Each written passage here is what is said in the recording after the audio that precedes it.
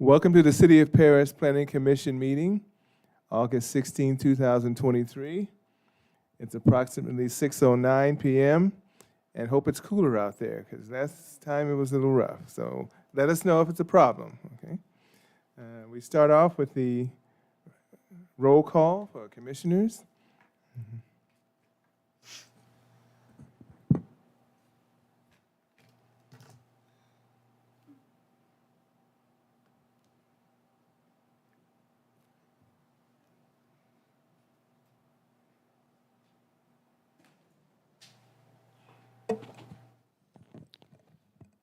Commissioner Jimenez, Here. Commissioner Gomez, Here. Commissioner Lopez, Here. Vice Chair Shively, Present. Chair Hammond. Here.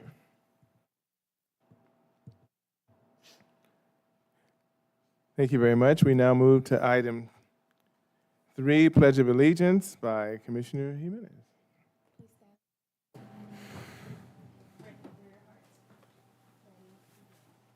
Pledge allegiance to the flag of the United States of America, to the republic for which it stands, one nation, under God, indivisible, with liberty and justice for all.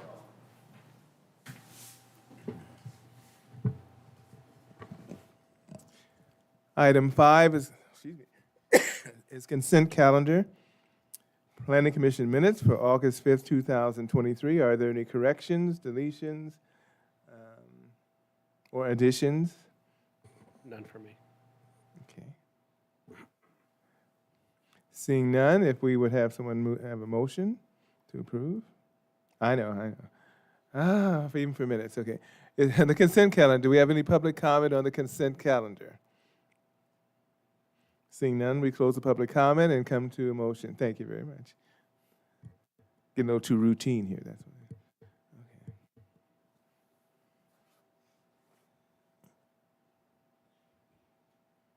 I'll make a motion. It's Commissioner Lopez.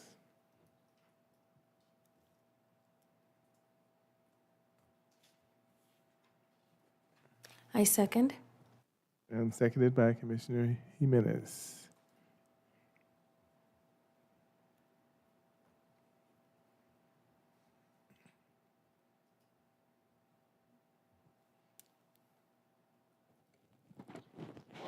Commissioner Jimenez, Yes. Commissioner Gomez, I abstain.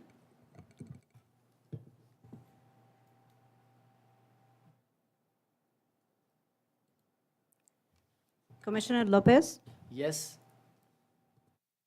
Vice Chair Shively, Yes. Chair Hammond.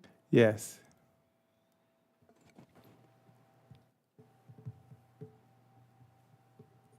With a vote of 4-1, this motion is approved.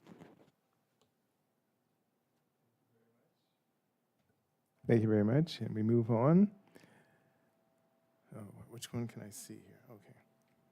We move on to item 6A, public hearing. Conditional use permit 22-05023, continued from August 2nd, 2023 meeting.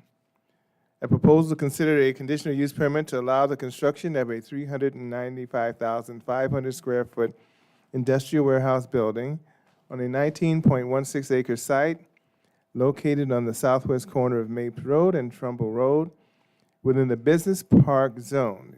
Applicant Russell Pierce of RPD Development, Inc. The requested action is adopt Resolution 23-25, adopting Mitigated Negative Declaration 2392 and the Mitigation Monitoring and Reporting Program, and approve conditional use permit 22-05023 to facilitate the construction of a 395,000 square foot industrial warehouse building based on the findings and subject to the conditions of approval. I believe item 6A we have, this is 6A, right? Yes. We received August 16, 2023, Planning Commission item 6A, 2 additional objection letters for CUP 22-05023 and revised planning and engineering conditions of approval. I will come to the commission. Did you want to take a recess to read, or do you want to move on? 5 minutes? It's up to you guys. Okay, so it would be a recess for just going through this 10 minutes?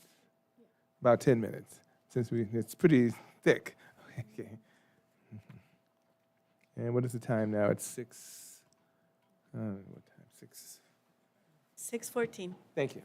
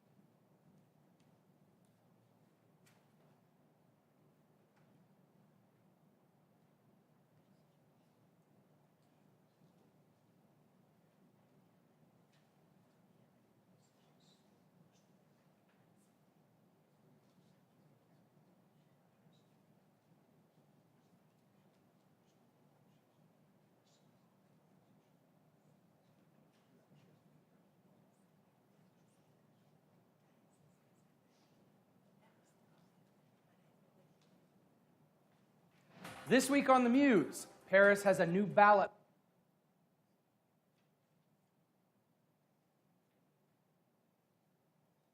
member, Malcolm Corona.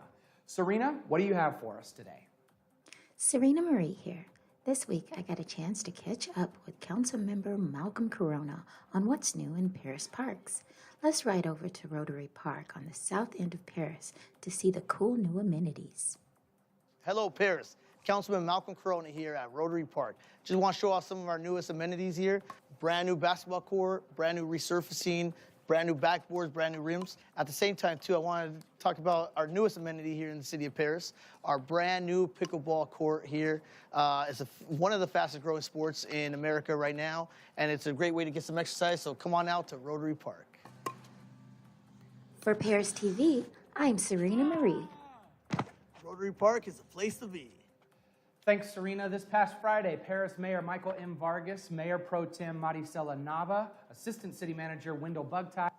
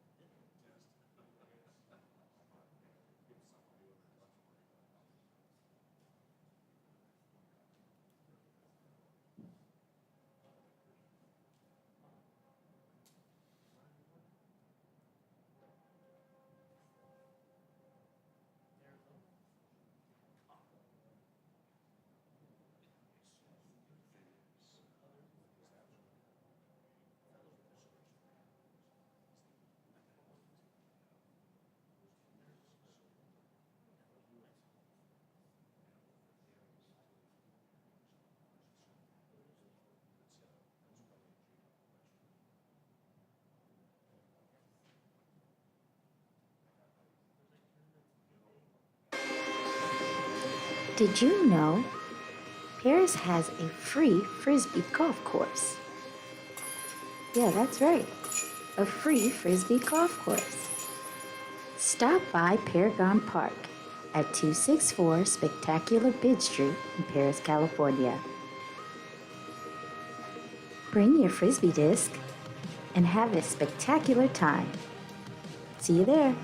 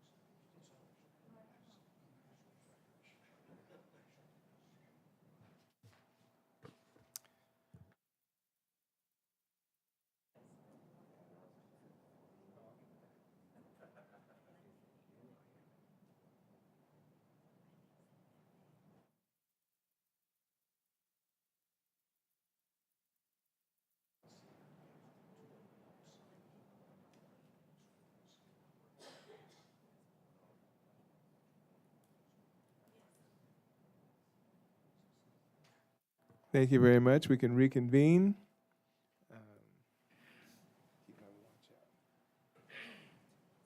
At 6:25 p.m. Thank you very much for your patience. Now, at this time, do we have any ex parte communication or site visits for this particular project? So we had an ad hoc meeting on this one. Okay, there was an ad hoc meeting. Oh, yeah. I have none. Commissioner Gomez, I actually did have, I believe, ex parte communications. Let's see. My apologies, I'm, look at the information right now. With my new notes and my old notes.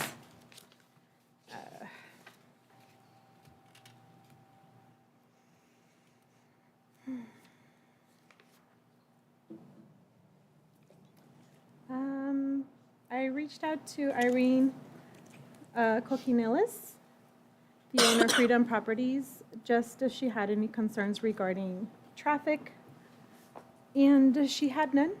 That was it. I did provide her the link to the live YouTube for today, so that she can go ahead and watch with us. So she's probably watching at this time. I reached out to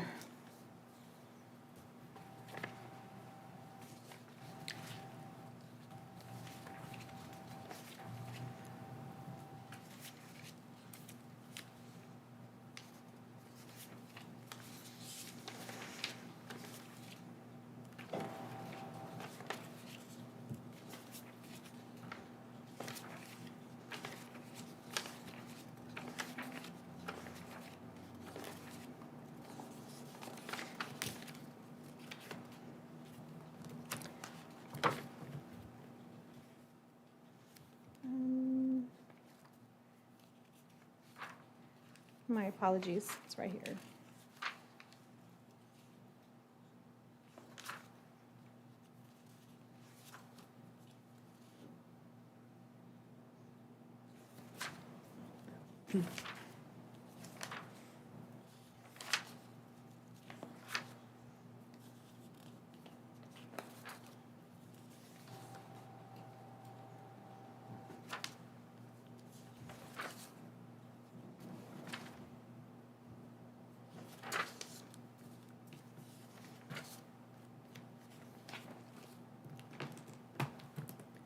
Huh.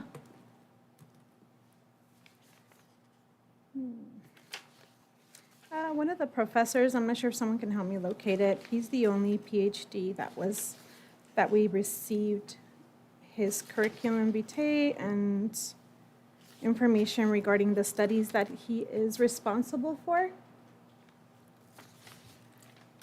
If it needs to be for the record, that's the name that I'm looking for.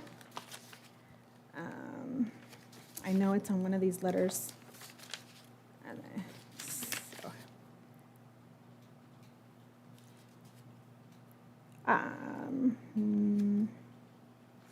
Let me check this one. I think it's him.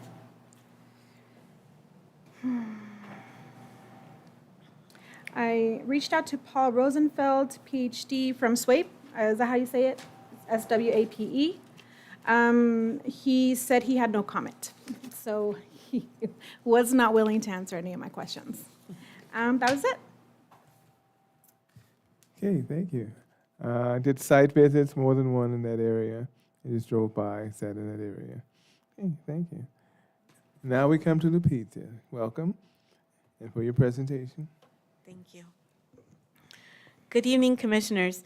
Tonight we have Conditional Use Permit 22-05023, which is an application to construct a 395,500 square foot industrial warehouse building.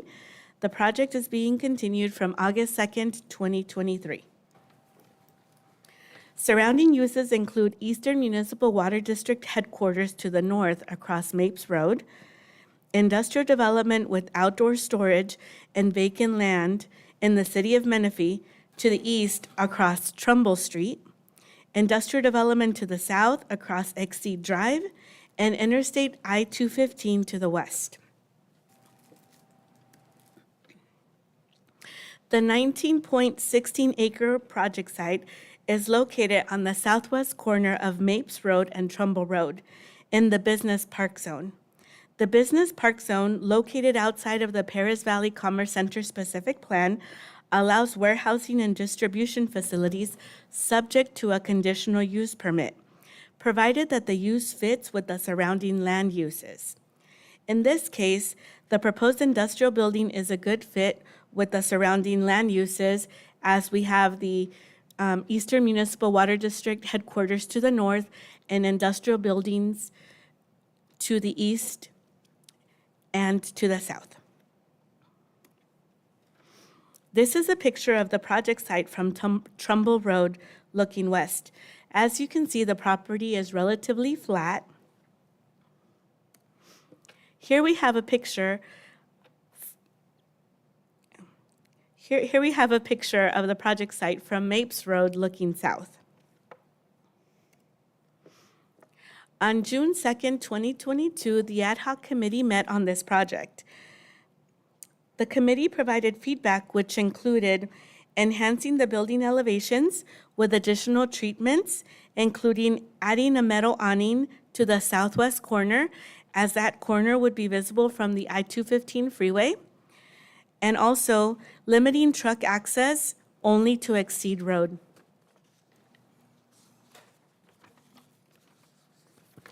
The proposed industrial warehouse is 395,500 square feet.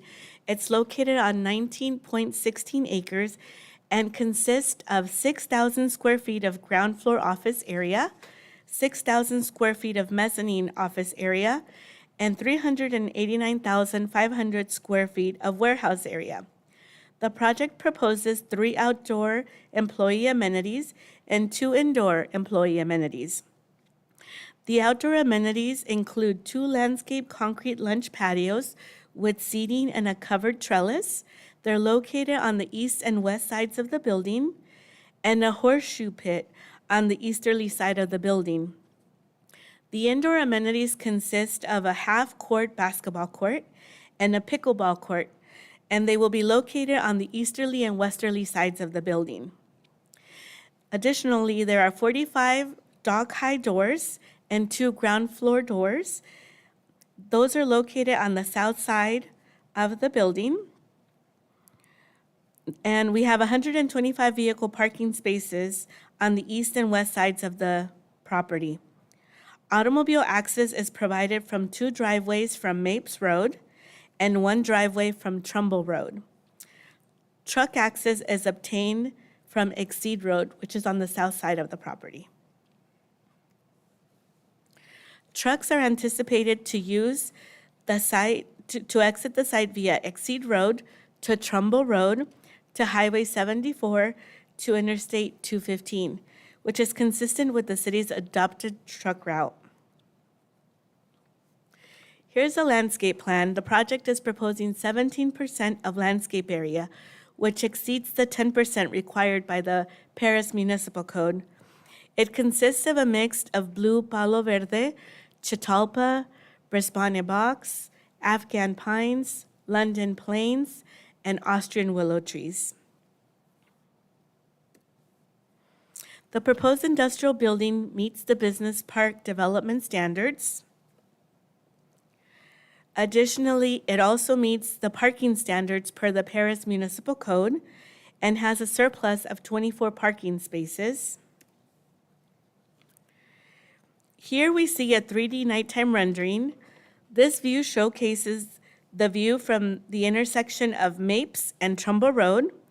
As you can see, uplighting has been provided to enhance the project's landscaping and downlighting to enhance the building's architectural features. And here we have another 3D nighttime rendering.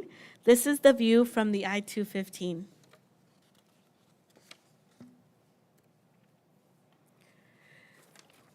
This exhibit demonstrates the building elevations from Mapes Road and Trumbull Road. The building utilizes complementary colors and materials to distinguish the base, body, and cap, as required by the Paris Municipal Code. The design elements include varying roof lines, decorative cornice treatment, aluminum mullion system windows, corrugated metal panels, porcelain veneer, metal canopies, and recessed panels. These create a horizontal and vertical variation for visual interest. The proposed color palette includes shades of gray, white, beige, and blue. A mitigated negative declaration was prepared for the project, and public notices were sent out to all property owners within a 300-foot radius. Staff received comment letters from Losale Drury LLP, Eastern Municipal Water District, Freedom Properties LP, Riverside County Flood Control and Water Conservation District, South Coast Air Quality Management District, and Bloom, Collins, and Ho LLP. No new significant information was raised that warranted the recirculation of the M&D. I would like to bring to your attention that as of the preparation of the staff report, staff received 2 letters, one from advocates from the environment and the second from the city of Menifee. The letters and the applicant's responses are before you. Also, the planning condition of approval number 31 and engineering condition of approval number 32 have been added and provided before you for the record. Staff recommends approval of Resolution 2325, adopting mitigated negative declaration and mitigated monitoring program, and approving conditional use permit 22-05023, based on the findings and subject to the conditions of approval. This concludes my presentation. I am available for any questions you may have, and the applicant and his team are also here tonight. Thank you. Thank you very much. We're just looking at the, Yeah.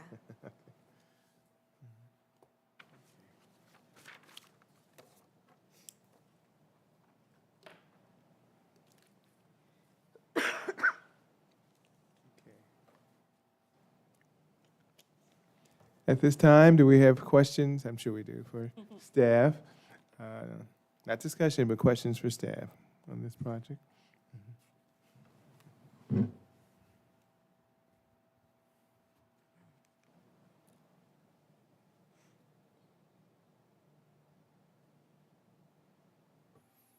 Thank you, Lupita, for the presentation. Yeah.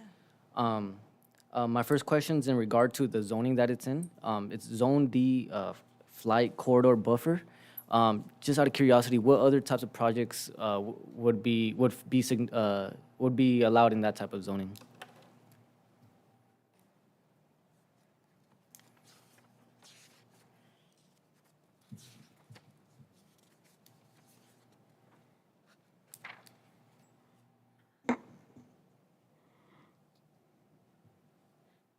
Okay, so the Flight Zone D, Flight Corridor Buffer discourages uses that attract very high concentrations of people in confined areas, including major spectator-oriented sports stadiums, amphitheaters, and concert halls.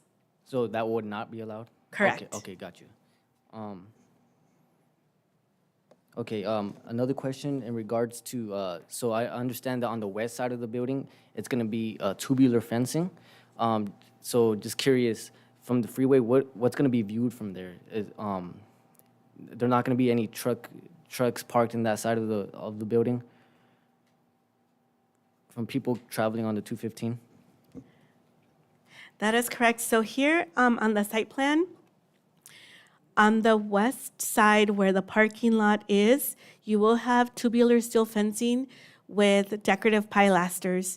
And then as you head south, adjacent to the truck loading area, they are going to have a 14-foot high concrete tilt-up wall to screen the trucks from the freeway and from Exceed Road and also from Trumbull. So the block wall is going to be on the south end of the west side? Okay. On the south end, as well as on the west, adjacent to the freeway. Got you. Awesome. Okay.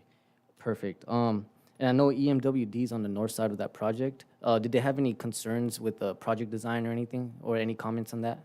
Not any concerns with project design. They had a letter in regards to a couple of the studies, but that was addressed. Okay. And maybe this other question could be assigned to the applicant, but Just for the concern of the height, the building height, I see that exceeds the standard by 5 feet. What was the discussion of choosing that?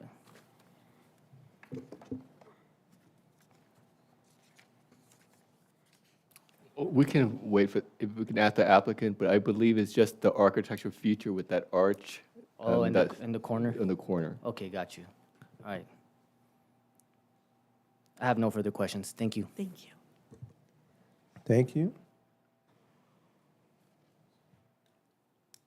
Lupita, can you go back to the slide from the view from the freeway entrance, or freeway?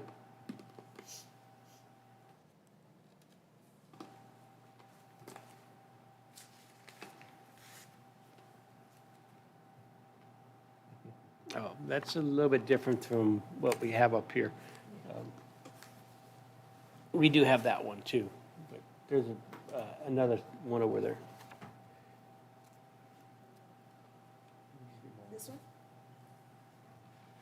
No, that's one's on there. The bottom one.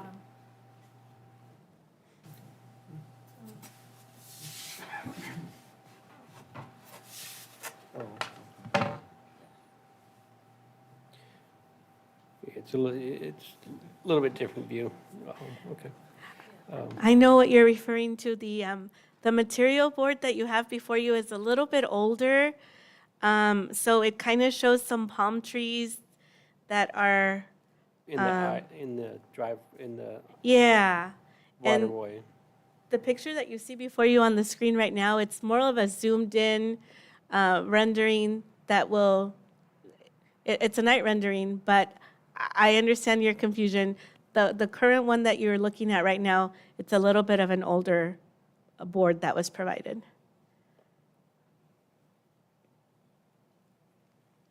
This one says August 18th, 2022, so it's a year old, so it's probably doesn't take into effect what myself or Commissioner Jimenez reviewed During ad hoc, yes. I wish they would have had a view of that, because I would like, well, I'll keep that comment for myself right now. Thank you for.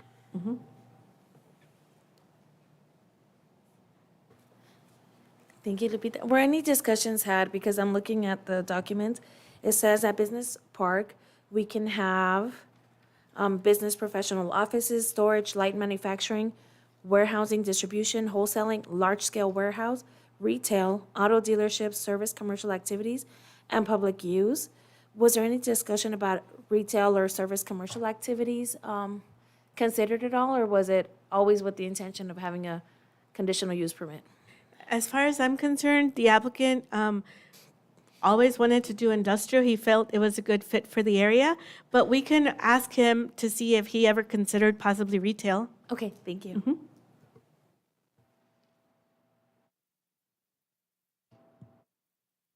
Any, Thank you for the presentation, Lupita.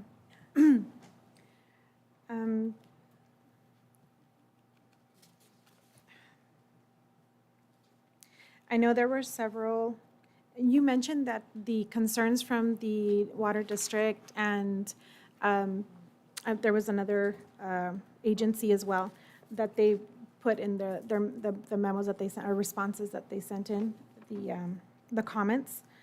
You said those have been addressed, so they have made a meeting to meet with the departments. Yes, so when we circulated the M&D for review, we received 5 comment letters, and those comments were all addressed by the applicant and part of the M&D. And then just recently, we received 2 opposition letters. Are those the 2 letters that you're referring to? Riverside County Flood Control, I just found it. So this is the one I received earlier this week, so I'm not sure if it's updated. Yes, it is. Okay, oh, it has Those been updated? have been addressed. Okay, so I'm not sure if staff can answer this for me, because I'm trying to understand this a little better. The Roma land, it says that it's a the district's proposed master drainage plan facilities for Roma Land, MDP, how does that affect the city of Paris? Good evening, Chairman Hammond. Hi, John. Good evening, Chairman Hammond, members of the Planning Commission. Commissioner Gomez, Riverside County Flood Control came up, has a plan which is called a master drainage plan. These are regional facilities, and that's what that letter refers to. So Okay. basically complying with the requirements with Riverside County Flood Control to comply with the drainage and accommodate drainage facilities for the area. Will the construction, will the applicant be covering those fees? Correct. All of them? Well, not that channel improvements, but the point of discharge, collecting, treating, and discharge of the runoff from the site. So this must be a very important, And then they'd be Project. contributing funds, their master drainage plan, area plan fees for the regional facilities that one day will be constructed. and do you remember what the cost is for that? I'm sorry, I know it's an off question, but I actually co- have something in mind for that. Okay, the regional improvements, yeah, the cost was, there's a drainage fee associated with each parcel or development, and flood control comes up with those fees. Okay, And they assess the the cost for the regional improvements, and then each development, as they do their development, they're required to pay their fair share. okay. So the county is the one that takes care of that, The county will be taking care of it, but the fees will be collected by the city. by the city, okay. Correct. Let's see.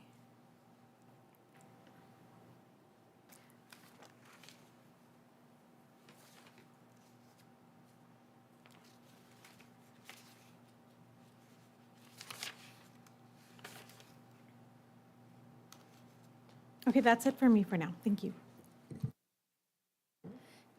Lupita, did we ever, do you know if we reached out to the water park or that Big Dreams Stadium? Because it's like almost catty corner to there. Yes, we reached out to everybody within a 300-foot radius. We did not receive any correspondence from the water park. Okay. Do we have proof that they received the correspondence? Yes, we actually have a copy of the noticing packet that was sent out. It shows a radius map with all the properties and then the corresponding mailing labels. Mailing labels, but there's no, I mean, it was mailed, right? Yes. So it could have gone lost. Okay, thank you. I would just want to add that we do two notification process, the initial secret review and then prior to the public hearing. And typically during the initial project, we send an agency transmittal too. So I do have one more question. I just remembered. So, do you know if this building at any time was meant to be for several tenants, or is it meant to be for one tenant? I don't know if it was discussed. As far as I'm aware, it's meant to be one tenant, Okay, but we can confirm with the applicant. okay, thank you.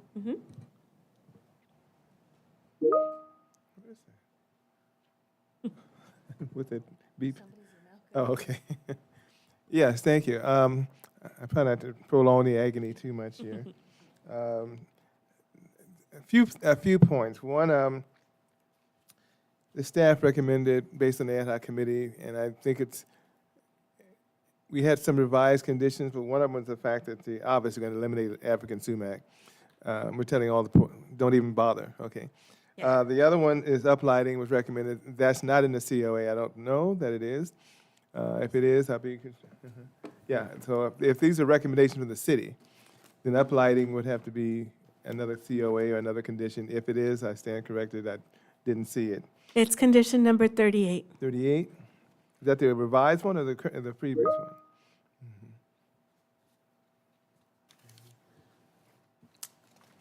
it's I know it's under the current conditions of approval. It's in there, the uplighting. Number 38, okay. It's landscape uplighting. Oh, there goes 39. 30, 39. okay, so. It is?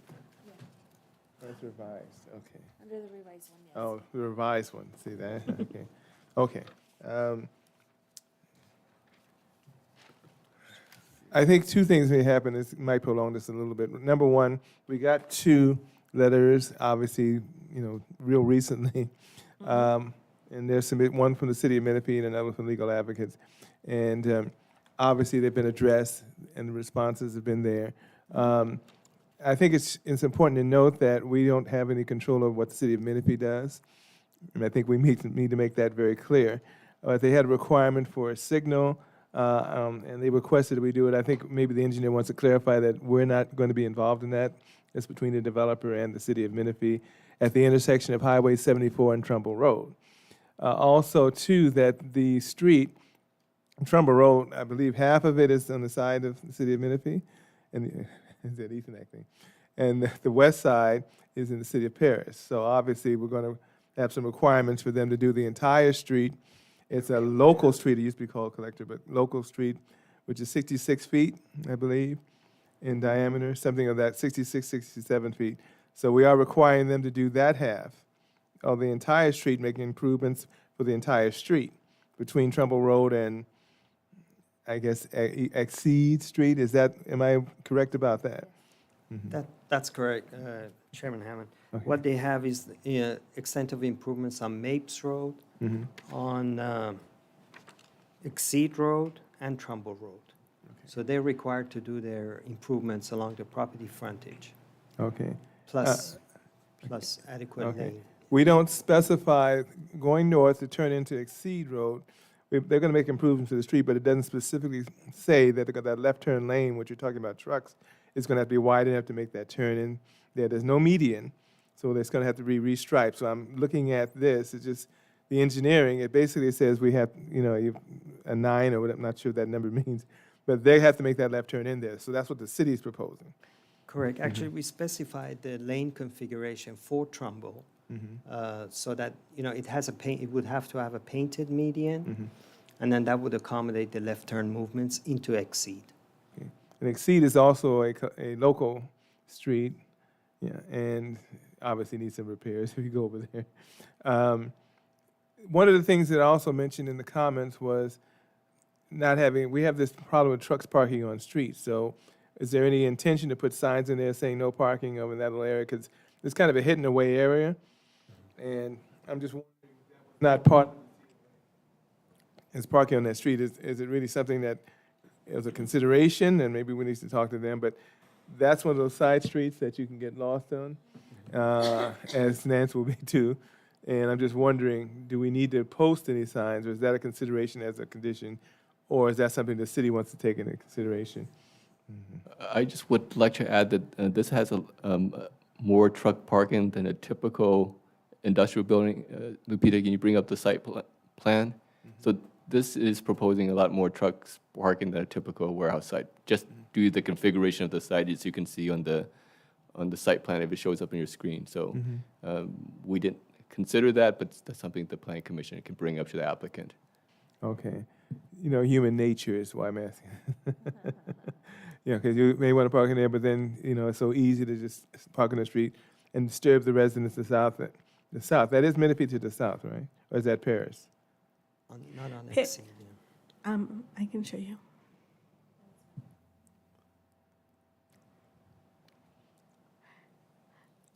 The solid yellow line is the boundary line. Okay. So Exceed Road and the industrial building directly south are still Right. in the city of Paris. Okay. Directly after that industrial building, you see the solid yellow line, then it becomes the city of Menifee. Yeah. Crazy. Don't look at me. I wasn't here when that. Okay. Okay.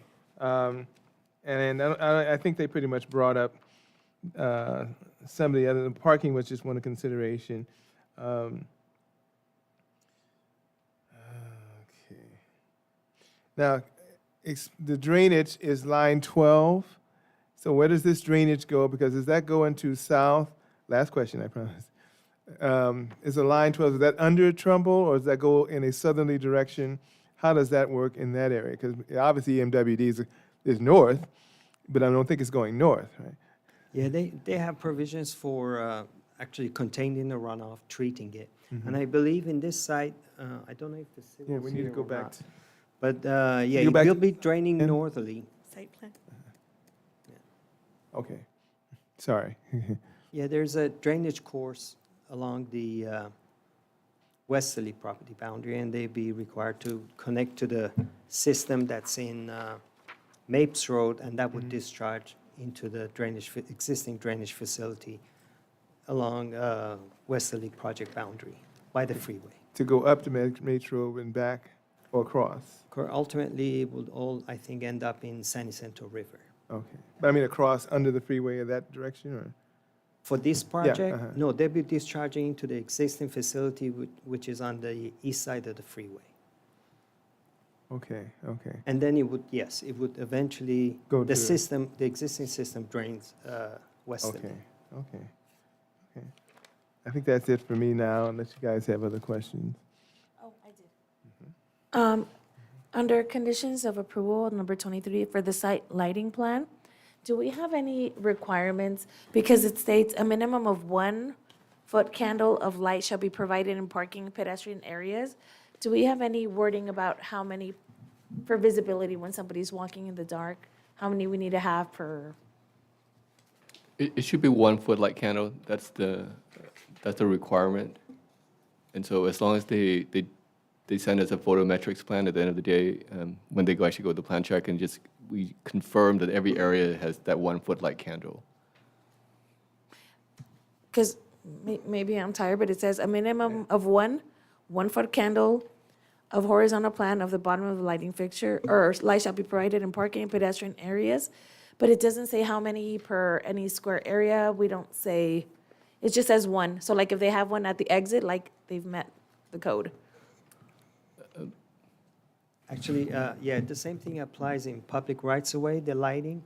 Yeah, it requires to be 1 foot candle, and then once it, actually the photometrics would analyze the area. It depends on the height of the light, so we don't do because they're all LEDs now.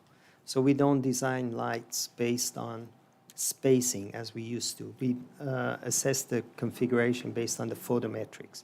So anytime that 1 foot candle dissipates, that's where you have to install another one to provide coverage for the lighting. So Okay. if you think, so you're saying there should be something about, Something like that, like where it ends or it has to be continuous lighting, something along those lines. yeah, those are city standards. We actually have standards for, and we always indicate that they have to comply with city standards for lighting. Okay, so we don't have to write it in here because it's already part of the city standards. Correct, and we specified in the conditions for rights-of-way, and I think the same Yeah, I saw applies that. for Uh-huh. on-site. Perfect, thank you. Kenneth, or Lupita, can you clarify that City of Paris doesn't really want or allow refrigerated warehouses? Not that we don't want it. If someone wanted to do a refrigerated warehouse, they have to do the analysis for it. In this particular case, they did an analysis in terms of worst-case scenario. So let's say they said 50% cold storage or refrigerated warehouse. So in theory, if they wanted to do a warehouse, they can do no more than 50%. We can ask the applicant, but their intent is not to do a refrigerated warehouse. So they just want to do a worst-case scenario. It's not necessarily, if that makes sense. No, It's not for the purpose of trying to get a refrigerated warehouse here. Thank you for the clarification. Anyone else? Thank you very much for now. At this time, if the applicant would like to make a presentation, ask questions, discussion, whatever you'd like to do, now's the time to come to the podium. And as always, we ask you to state your full name and spell your last name for us. Good evening, Chairman Hammond, Commissioners. My name is Russell Pierce. It's P-I-E-R-C-E. Company is RDP Development. And thank you, first of all, for hearing this evening. We appreciate that very much. I'd like to also thank staff, Kenneth, Lupita, Patricia, They've done and John done a wonderful job in putting this all together. I'd also like to thank especially Commissioners Shively and Jimenez. They met with us in the ad hoc committee, I think actually on 2 occasions. I think it was mentioned that it was 1, but I'm pretty sure we met twice. And anyway, we are proud to bring this project up. For one, I remember specifically Commissioner Shively saying, you know, this is a business park zone. We would love for the market to be able to still support, you know, smaller businesses in this zone, in this particular location. But we understand that, you know, there's really not much of a market for that. But he said, you need to make this building look like a business park. And I think that was the objective that we heard. And so that we did not want to make it look like a big slab-sided building, which unfortunately you have to look at on the Riverside County side of the 215. There's a lot of those big slab-sided buildings. And this being a southern gateway to the city of Paris, we were especially concerned, and it being a freeway frontage building, we wanted to really make it look beautiful and pop and give the city something to be very proud of. And I think I'd like to congratulate our architects. I think they did a wonderful job doing that. Dan McDavid with Architects Orange is here this evening. If you have any direct questions with him, I was having a hard time hearing back there, so some of your questions you may need to ask again that may have been directed to myself, the applicant, or to any of our team members, but I would be glad to answer any of your questions. I know Commissioner Jimenez had one in particular about did we consider retail for this particular location? And in a sense, yes. Retail is considered in this location because of the change. I mean, we're all seeing fewer and fewer bricks and mortar retail all over the place. But there is, thankfully, e-commerce that has a great benefit to the city. And this is a building that would definitely support an e-commerce use. And e-commerce, the city still gets its cut of the sales tax from a point of sale. And so I know that's something that most cities are wanting now in place of the bricks and mortar retail, is to be able to get a cut of that sales tax and help the economics. But that's just a function, I think, of how we buy things anymore. I know myself personally, I don't shop all that much at stores anymore. I shop online, and as do a lot of people. So this, in a sense, is a retail location. The way we've developed the building. And I don't think you'd get that out of a small business park. It has to be a larger warehouse distribution to get the economies of scale to be able to do point of sale out of this building. We don't have a tenant yet, so that's not guaranteed, but it is definitely lends itself to that, and we build to that specific need in the market. So any other questions that may have been asked that I may have missed, please feel free to ask them again. I'd be glad to address them or have one of our team members address them. Thank you, sir. And any questions? I'm going to start there. So you mentioned that you guys are technically doing retail through e-commerce. What about mixed use, like commercial and warehouse or industrial? Yeah, in fact, a lot of the e-commerce buildings are not 100% e-commerce. Most of the ones that we're seeing tenanted are part e-commerce, part warehouse distribution, but it's a function of they're the same tenant a lot of times, but they have a component of their facility that is dedicated to e-commerce point of sale type of use. But it's basic, it looks the same on the outside and it functions nearly the same. There's a little bit of a difference between logistics buildings, true logistics buildings, and fulfillment centers, for example. And they'll have a fulfillment component of that, which is kind of that last mile, so to speak, before it goes out to the end user. Okay, thank you. So in that sense, it's, yeah, mixed uses, but it doesn't appear that way on the outside. Got you. I think there was another question that Commissioner Jimenez may have had, or someone had about multiple tenants. And yes, it is absolute, I'm sorry, Commissioner Gomez, it is absolutely designed for at least 2 tenants. And there could be more, but it really, the way the corners lend themselves and the way the automobile parking lends itself, you could have a tenant in each corner with anywhere from, 10% to 90%, depending on how it's split up. and share the truck court, and you still have separation between pedestrian, automobile traffic, and truck traffic. That was another one of the hot buttons that we got out of the ad hoc meeting. Can you please clarify for me, was there ever a plan for it to be a business park?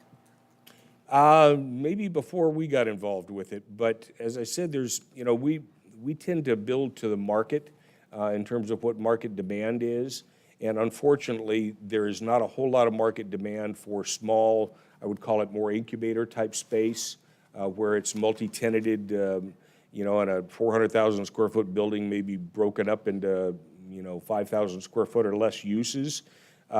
It'd be a long shot to think that we could ever fill that space, quite honestly, in this location.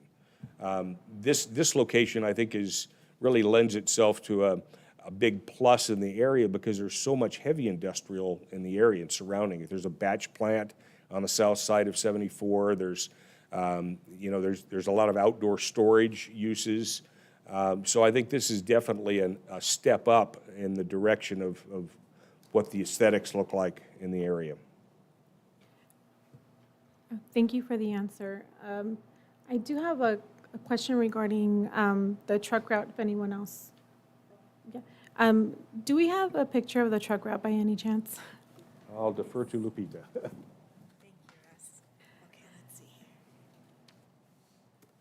Stay close in case there's other questions. Yes, I will have a question for you, sir, Mr. Pierce. Which one is the truck route? The yellow? The truck route has the yellow dash line. The yellow dash line. Wait, that's not the city truck route, right? That's just for that specific building? That's correct. This boundary is in Menifee. If you can see the boundary line, so on Trumbull Road, half the road is in Menifee on the right side, half the road is in Paris. And that first building you see at the southeast corner, that's the only building on the south side that's in Paris. Anything beyond that first building is Menifee. So they would have to go through a Menifee roadway system to get to the freeway. Okay. My question to you, Mr. Pierce, thank you, Lupita. We can leave this up here. I understand that you're in the business of building and creating these warehouses for tenants. You did mention that you don't have a tenant in mind at this time. Is that correct? So it's just a spec building? That's correct. Okay. One of the staff members mentioned earlier that this building has one of the largest areas for parking, for truck parking. And that was said very proudly because we normally have an issue with trucks not either following the truck route or parking where they shouldn't be, or just code violations everywhere. Right. Okay. Do you believe that there is something that the builder can do to help alleviate these issues that are brought onto the city regarding the truck routes and the traffic that it may bring? Regarding this particular project or Yes. other projects? This particular project, because I believe in itself, it's as you can see the different colors and different shapes. Right. It looks to be complicated, but it's actually even more complicated because the roads are not even built for anything like this yet, right? So the reason I'm asking is because I'd like to know what is your thought on that, because it does bring a burden on the city to have such a huge building with this much capacity. And what are your thoughts in regards to being able to provide some relief? A couple of thoughts. First of all, this is, the market has really been for million square foot plus buildings. You all have seen several of them before the Planning Commission in the past, most of them in the North Paris Business Park. We've developed some ourselves. And so this building at just under 400,000 square feet, I guess would qualify in this particular market as a mid-sized building. It's not small, it's not real big. but it's kind of in the middle size range. But as the larger parcels get taken up, then the smaller parcels become more in demand, primarily because that's all that's left. And so they get smaller and smaller as things go on. Most of the projects that we have developed have had much longer truck routes from building to freeway than this has. This is actually the shortest route we've ever had from building to freeway. And it's literally, I don't know, a few hundred feet. It's not long at all to go from Exceed Road to Trumbull and just kind of make a circle to get on I-215. Whereas most projects, we did one, for example, in North Paris at Nance and Webster, where we had to build a roundabout on the Harley-Knox-Webster intersection to create a way for trucks to get in and out and around. And you're absolutely right. There is a demand for more truck trailer parking. The project at Mapes at Nance and Webster that I'm referring to, our predecessors in interest in that project was Ross Dress for Less, who has a large facility in the city of Paris, and they wanted to do all tractor trailer parking on it. The city's position at the time was, that's fine, you can do that, but because of the burden to the infrastructure, we want you to pay the RBBD fees as though there was a 50% covered building on it. So that discouraged them from, from doing that. But the point being, there's a lot of demand for that tractor trailer parking in excess of standard code requirements. This particular facility meets that demand because it's got that kind of protrusion, if you will, to the south where we've got all that extra trailer parking. So that addresses that demand in the market that requires those additional trailers to be parked without having to go off-site to do it. I hope that answers your question. No, it does not. Okay. But I understand your position in regards to the size of the building and the need for the building. I guess because this is a conditional use permit, and we have a substantial amount of land here in the city of Paris that's already been designated light industrial, there's nothing we can do about that land, right? That is the hard hand that we were dealt with, and we're working with that. Right. But this one is a conditional use permit, and there are so many other options that could be brought. And if you are familiar with the area, Highway 74 leads to a residential area not too far from there. It's mostly mobile homes, communities that are small, their families and also 55 plus. And I know that because my mother-in-law lives in that area. Talking about to the west on 74? To the, I'm turned around right now, but I think it's to the east, so it becomes Romoland. Okay, that would be the east, yeah. Right. So Menifee it's- and then Romoland, I believe. Yeah, so it's very close to this area specifically. My imagination is how safe is my mother-in-law, who is 71, going to be while she's driving her little car, you know, trying to get to the freeway to come visit her grandchildren with all these semi-trucks around her. See, that's because as soon as we approve something like this, then what will happen is we will get other CUPs coming through here, and that's our concern for the future. So that's why I was wondering what your point of view was in bringing this type of traffic concerns to the city, and how can the developer help alleviate that? Well, however the site would be developed is going to create more traffic. That's a given, whether it's automobile traffic, truck traffic, or a combination thereof. And I think who knows how long the site would sit fallow if it were to not, if a CUP would not be granted and it stayed business park, because there simply isn't any demand for it. I don't know a developer that would build a business park on this site. It just doesn't lend itself to that, even though it's zoned for that. I understand that. You know, we have to build to the market and what the market demand is, or it sits vacant. And so those are kind of the choices, unfortunately, and we don't control that. But we do try to build to the market, and we try to do it in a responsible way so that we mitigate, any of the concerns that you've raised. Things like that intersection, City of Menifee raised some concerns. We're addressing those to make sure that we have adequate, turning radiuses, we have adequate signal timing, all that kind of stuff to mitigate the traffic that is going to be getting onto the freeway there at the intersection of 74 and Trumbull. Right. And we've heard your response before, as I believe it's consistent with, as you said, with the market, and that's why you're here, because it lends itself. So thank you. Sure, absolutely.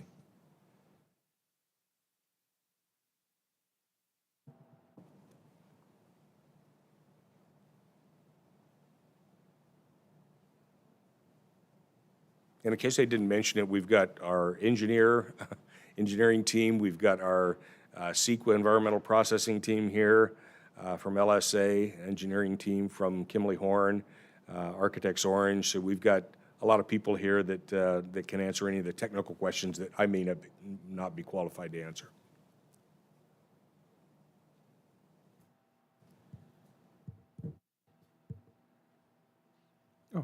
And we've also got the project owner, so I'll say co-applicant, if you will, because in case you have any questions directly for him. No, I think it's pretty much been answered. I appreciate the responses. I think pretty much, I'll give you a real brief history because I know I talk a lot. Actually, even maybe even before you got this project, even before the big leagues field, I've been here that long. One of the ideas of this particular project was a hotel. The county got in and said, we're going to build a hotel. Yes, on that property was going to be a hotel because you had Big League Field of Dreams. Aquatic made perfect sense, still makes perfect sense to build there. That was one of the concepts. It got taken off and now it's still flat. One of the reasons why she's talking about retail because of the Big League Field of Dreams. The things like bowling alleys, things of that nature would fit in perfect, or extreme sports. I'm just talking off the head. I'm not saying we're going to do that, but those would be perfect things across. Something like that. So you go from there and you go eat. No way you're not going to make money in Paris. That would make a lot of money if that was done. But nobody wants to do that. I guess they don't want to make money. But that corner was one of those things. I'm just going about a little brief history. So those things were proposed there because you had the aquatic center, you had that there, and then you have employees from EMWD. They would go into that. I was surprised that it was a business park because I didn't know that it was a business park area because normally you think light industrial because over on the other side, light industrial, Menifee does their thing. But light industrial in that area, I never thought it would be a light industrial building. But if that's the case, the design, the architecture, and all the other things needed to be there. And I'm glad our ad hoc committee added to that, not too much painfully. But that's why we press that because we need that. If you're going to cross from the park, you want something that's going to people be walking. Right. And people be in the area. Now, whatever Menifee's doing down on the other part, that's Menifee's thing. Whether it's restaurant, I don't know what it is. But that was one of the original things that was being kicked around over there, and it was because that would be a whole corridor of that. And that's why it makes sense. Still to this day, to me, makes sense. But the idea is that corridor, you wouldn't just be having a standalone, but it's out of the airport runway, you can override that. But it's that corridor would have been that. So I appreciate the patience. One question I would have, and I will stop. The idea of 36-inch box trees the city has in theirs, but we have on 36C, street trees of 24-inch box, larger, 30 feet within the parkway. On A, we have passenger vehicle, 30% of the trees shall be 36 box trees for vehicle parking, minimum of 24. Now, do we have a problem if we start talking about the other trees being 36-inch? Maybe 50%. You mean upping it Not from? the passengers, but I mean along the street. Well, I suppose, if you get too big, it starts blocking some of that beautiful architecture that we don't want to It'll take a while to necessarily get block. No. And I don't know what the time is, honestly, Commissioner, to get from the size of a planted 24-inch box to a 36. It's maybe a year. I don't have a landscape architect here to tell me that, but it's probably about a year's difference in growth, depending on the species. It depends on the trees, because I think the trees, Yeah, as long as we I don't have would think African it sumac, does. we're okay. It depends on the trees, and here it gets hot, as you know, you can see today. Yeah. And so it takes a while to develop. It all depends on the type of tree that you have there. but not to block all that. But, you know, the difference is you just have that already mature tree Right. that's already there, as opposed to having to wait 3, 4, 5 years to get to that level. And so that was just a consideration, and that's not something I'm ironclad on, but that was the only thing as a consideration. That say have that on the parking lot, 30% of those in the parking lot would be 36 inch. Then on the street, So you're talking on the Parkway On on the Trumbull street, Road yes. and Mapes? yes, that whole, yeah. Yeah, and what percentage are we now, Kenneth or Lupita? if you- It just doesn't say in, For the public right-of-way, the minimum is 24 inch now. it just says 24 inch on number C. So it doesn't say any percentage. This says in the parking passenger area is 30%, would be 36 inch. On the street tree level, it just says the minimum requirement is 24. So how I would interpret that is the minimum is 24 inch box in the street right-of-way. If the planning commission desires to be more, then you can make a recommendation for that. So that would I'm just looking at that from the standpoint, would you be, what did you say, 30%? 30, that's what we have for. So as you're standing there, we're talking like 30% along the Yeah, and street I don't tree. know the symmetry, if all of those street trees Mm-hmm. are the same variety to where we would end up having some more mature and some less mature if we did just a 30% to that. I mean, I don't think we're categorically opposed to the idea. You know, it's just money. Well, yeah, well, yeah. But that aside, I mean, if that's necessary, then yeah, certainly we can do that. And again, I work with staff, I think, on And that's what- looking at, and I'd like to also get some input on my side Of course. from both a cost standpoint and also just a timing, that if we're looking at, for example, twice the cost and it's only going to take a year to get there anyway, probably isn't worth the cost. And we might push back on that a little bit. But on the other hand, if it's not that big of a cost differential and that makes everyone happy, then we're certainly, you know, on board with it. We'll work with staff to do that.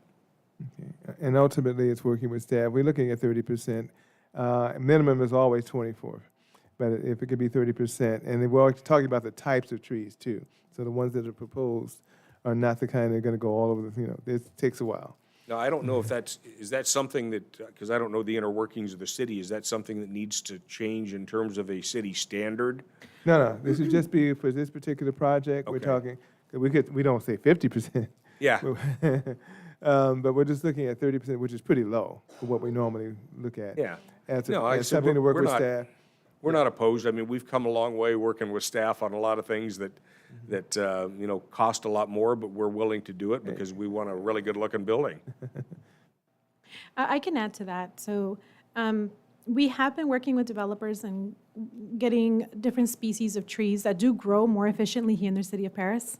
A good example of that is going down Ryder and Evans, and those, and also all the way down from Ryder, from Paris Boulevard down to the freeway. Okay. The Brisbane tree that you have listed here on the landscape, it actually doesn't grow very fast. That one tends to take longer to acclimate to our area, and it tends to be stunted for at least 3 years. Okay. So the one that we do recommend, and I haven't mentioned it in a while, but is one of my favorite trees that gives a lot of shade, and it actually adds to it enhances the look of the building and the surrounding, is the Chinese elm. Okay. Okay. I'm not sure what the cost difference is. We've never discussed cost per tree as in numbers, but it always does. It does grow out beautifully. It expands and it provides the needed shade that is required for residents who are using those streets and cars too. So it expands to the point where you're driving down the street and you're going to work, and you actually get some shade that's much needed, especially during these hot days like this. You know, one of the thoughts, I'm glad you mentioned that, because it's not just a matter of 36 versus 24 inch, but it's species that grow faster is another consideration too, where we could possibly do a 24-inch box that grows faster than a 36 that grows slow, for example. So that's another consideration. But one thought too is to do it on Trumbull where we've got automobile parking on the east side of the building, between Trumbull Road and the building. And that way, we've got more shade for that parking there, especially when the sun is coming up from the east. And then the building will shade it when it's going down on the west. So you've got more shade provided on that side of the building, but we're kind of tight. I mean, we're within standards of setback, but I don't know if we've got enough to put really, really big trees on the north side of the building. We're really on just talking Mapes. about Trumbull Road. Yeah, I mean, if Only you're Trumbull. talking about 30%, that's probably not too far from that, that if we did just Trumbull, because it might look kind of funny anyway to put, kind of mix them in there. But if we did the 30% of the larger box trees on Trumbull only and left Mapes, the smaller ones, where we've got less of a setback area, that might make more sense. Again, I'm not a landscape architect. I'm not either. But we're certainly willing to work with staff on the subject. Thank you very much. Anything else I should do?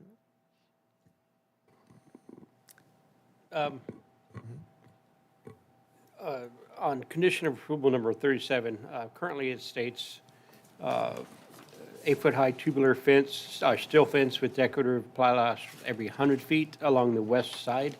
That side is bordering the on-ramp and the freeway. I was wondering if you were to have any opposition against reducing that from 100 feet down to 50 feet along that side. Opposition to reduce the Reduce tube the- steel? Reducing the pilaster spacing from 100 feet to 50 feet on center. No, I don't have any particular opposition to it. I mean, it's twice the number of pilasters, but it's kind of on the short side of the lot or the building before it gets to the site wall. So I don't know how many, additional pilasters we're talking about. But I don't have any particular opposition to that. Okay, yeah, I just think it'll create visual interest along the freeway. Okay. And on-ramps. Yeah, and that is one of the things that, as you may recall, Commissioner Shively, that we did was we enhanced the building also and put the trellis in that southwest corner so that, coming up north on the 215, we had the same visual effect that you did from the intersection of Trumbull and Mapes. Yep. And so, yeah, I mean, that's something we'd certainly consider, absolutely. Right, thank you. Yeah. Just wanted to confirm, there is going to be electrical vehicle charging? Yes, that's part of Cal Green, as I recall. I'm not a CEQA expert, but we have one here that can answer that question. But my understanding is almost all of the Cal Green buildings do require a certain number of vehicle charging stations, EV charging stations. Mm-hmm. And I think even a certain percentage of those have to be the fast charge or quick charge stations. Yeah. And we do meet that requirement. I'm just curious to see if this is speaking in regards to just having the capability built in to have them, or are they actually going to be built in? Is it going to be a functional charging station? Because I just wanted to get clarification on that. I'm not understanding We the know if question. it's going to be a full charging, if it's going to be built with the building, or is it just the infrastructure? No, they would built? actually be built. The actual, okay. Yeah, and a so lot of charger, times we okay. do infrastructure for adding additional ones. Okay. Because the conduit's cheap, that's the infrastructure part of it. Mm-hmm. But we actually will be building these EV charging stations. Okay, thank you. Thank you very much. And with that, we're done. Thank you very much. thank you If for- you have any questions, call me back up.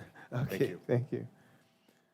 At this time, we open it up for public comment on this agenda item only. And if anyone would like to comment on this item, I know I have 6A, item A. I'm assuming it's item A. We have a Juan Serrato. I'm saying that right. Even though you have the name, just state your full name and spell your last name for us. Yes, sir. Good evening. My name is Juan Serrato, Serrato. I'm a member of LIUNA, the Laborers International Union of North America. I am speaking tonight in support of the proposed project RPD development. This project will bring good-paying jobs to the city of Paris and will be built by professionally trained and skilled construction workers. This project is an absolute win for everyone. Please move forward with this project so that the community can have something new to be proud of. Thank you. Thank you very much. Thank you very much. Anyone else in the public would like to speak on this project? Please come forward at this time. Okay, with that, we close the public comment, close the public hearing, and come to discussion from the planning commissioners on this item.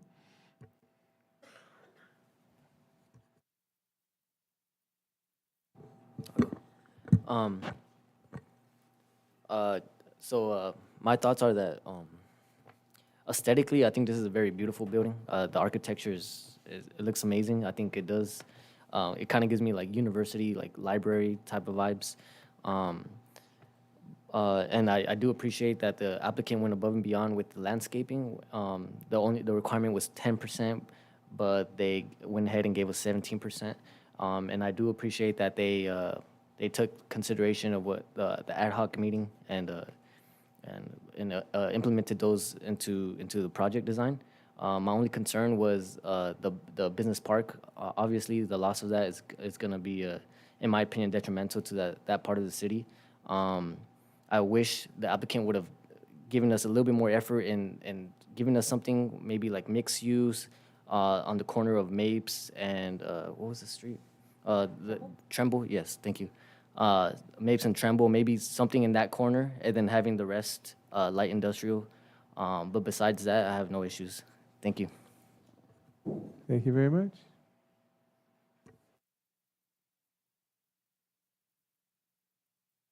I thought we were going down the line. Okay. I'd like to thank the planner for all of the hard work that you did, and the ad hoc representatives, our Vice Chair and Commissioner Jimenez, and the applicant for taking the time to answer our questions here today. I understand that these, every time we get these applications, we go through a very sensitive thought process. We have to make sure that we keep our emotions away from our decisions, and the fact that we're actual residents, and the fact that my children grew up and I took them to get swimming lessons at, Drop Zone, and another one soon in a few years. And so you build these memories and you don't envision what can come to make that change in your city. Then my mother-in-law moved to Romoland, and now she lives down there, and it's like, oh, okay, so now I have to consider her safety because, again, we've experienced the issues here in our town in the north side of Paris, and now do we really want to bring this to the south side of Paris? We have lost business use property in this last year. We've lost 2 to zone changes, which the Planning Commission was very strong about and decided on those. So we've lost that, and just losing more. At some point we have to level the field. If we're going to give up the property here, we need to give the opportunity. If we lost it in the north, let's give it to the south. Let's give them the opportunity to build and to create a business park for small businesses. This town thrives on small businesses. We have a few large businesses here, but our small businesses do thrive, and most of them live in the city of Paris. So I'd like to think that we can get more of that and bring that type of business to our city. Having that said, I am very concerned with the fact that this is a neighboring, we're at the border of our town, our next door neighbor of Menifee. And, when we work together as cities and we put together a plan, I think it's better for both cities to benefit. There were some concerns raised by the city of Menifee, and I think those were very legitimate questions, especially regarding the turns, because it has to do with the transportation issue and the logistics of that as well. I do believe there's an opportunity for for other types use mixed use for this land. I agree with our chair in regards to his knowledge of there at some point being an idea for a hotel to be put in this area with some stores, maybe even breakfast, some kind of a Denny's or a yoke, broken yoke, right? Which is in Corona, and they're everywhere. So those types of, that you bring families together who are going to take their kids to the drop zone, who are going to take their kids to the ballpark. My husband worked for AMR, American Medical Response, for over 17 years, and they used to hold their company picnics there, or I'm not sure if they still do. But memories were created there. And so there's opportunity here for something like that to be created for the future. So I'd like my planning commissioners, my fellow commissioners, to consider the fact that this opportunity is before us. And of course, ultimately, it may be up to the council to vote on this. However, our responsibility still lies with the future of our residents. Thank you. I want to thank staff and the applicant because we met twice because there was an intent, and it was very clear there was an intent to make it a beautiful segue into our city. However, in both of those ad hoc committees, it was brought up that we were concerned about losing business park zoning because we have been vetoed when we have said no in the past. We also brought up the fact that there's communities gatherings right across the street, safety with, now we have trucks and there's youth, there's kids walking, there's so many things that will put it at risk. I also don't feel comfortable infringing on our neighboring city and saying this isn't a truck route in your city, but we're gonna make it because we want to approve something like this. I wouldn't want my neighbors to be like, okay, this is your driveway, that's great, but I'm gonna now use it for this. It just, I don't feel comfortable without having those previous negotiations and agreements happening. And it's right, you're right, the applicant is right. This is what it's in demand, and they're meeting, but there's no rush to build up our city. We're not in a race against other cities to max out all our land and get it done quickly. Economy, as we know through history, goes through ebbs and tides. We're here, we're there, it goes everywhere. I would rather hold off and have some vacant land that is kept clear and nice. I'd rather look at vacant land than a bunch of warehouses that are gonna be abandoned when there's another shift in the economy. And now we're gonna have issues of, because I grew up in the LA area, they're used for parties, they're taken over by youth, and empty warehouses are a prime place because there's usually not a lot of security in the area for different kinds of uses when they're empty. I'd rather look at empty land instead of setting ourselves up for that in the future. I don't plan on leaving this city anytime soon. I'm hoping it turns into a city where my daughters want to come back and live here after they're done with their careers. But if there's nothing but warehouses, I really can't hope that they come back at that point and become professionals here because there's nowhere for them to work. And really one of our main concerns that we brought up was the ballpark and the water park across the way.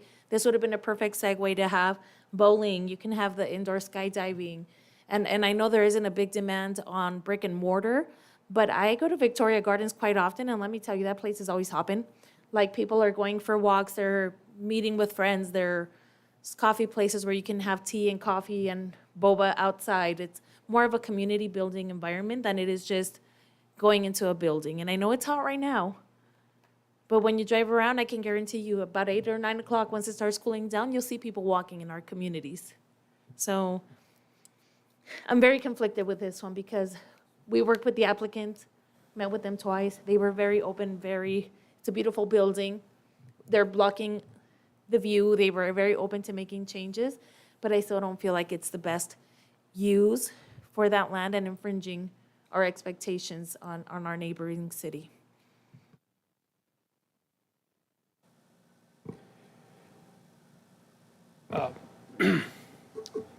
This being that it's a business park zone, I believe our opportunity would be definitely wasted if we change it into a light industrial zone. This zone is pretty much a very prime spot, being one off the freeway for hotel use, mixed use residency and, or not residency, but mixed use development that will allow maybe light or smaller warehouse spaces mixed with restaurants, warehouse developments, the hotel, little shopping centers and stuff like that would be, I think it'd be a great opportunity for this space. And if we take this opportunity and can convert it to light industrial, once that happens, the opportunity is gone. So I'm definitely on the fence at this very second about whether to move forward with the light industrial or to see if, like Commissioner Jimenez says, wait to see if we can find some other opportunity in the future that it hopefully comes by. And it may not be 5 years down the road, it might be 10, 15 years down the road, but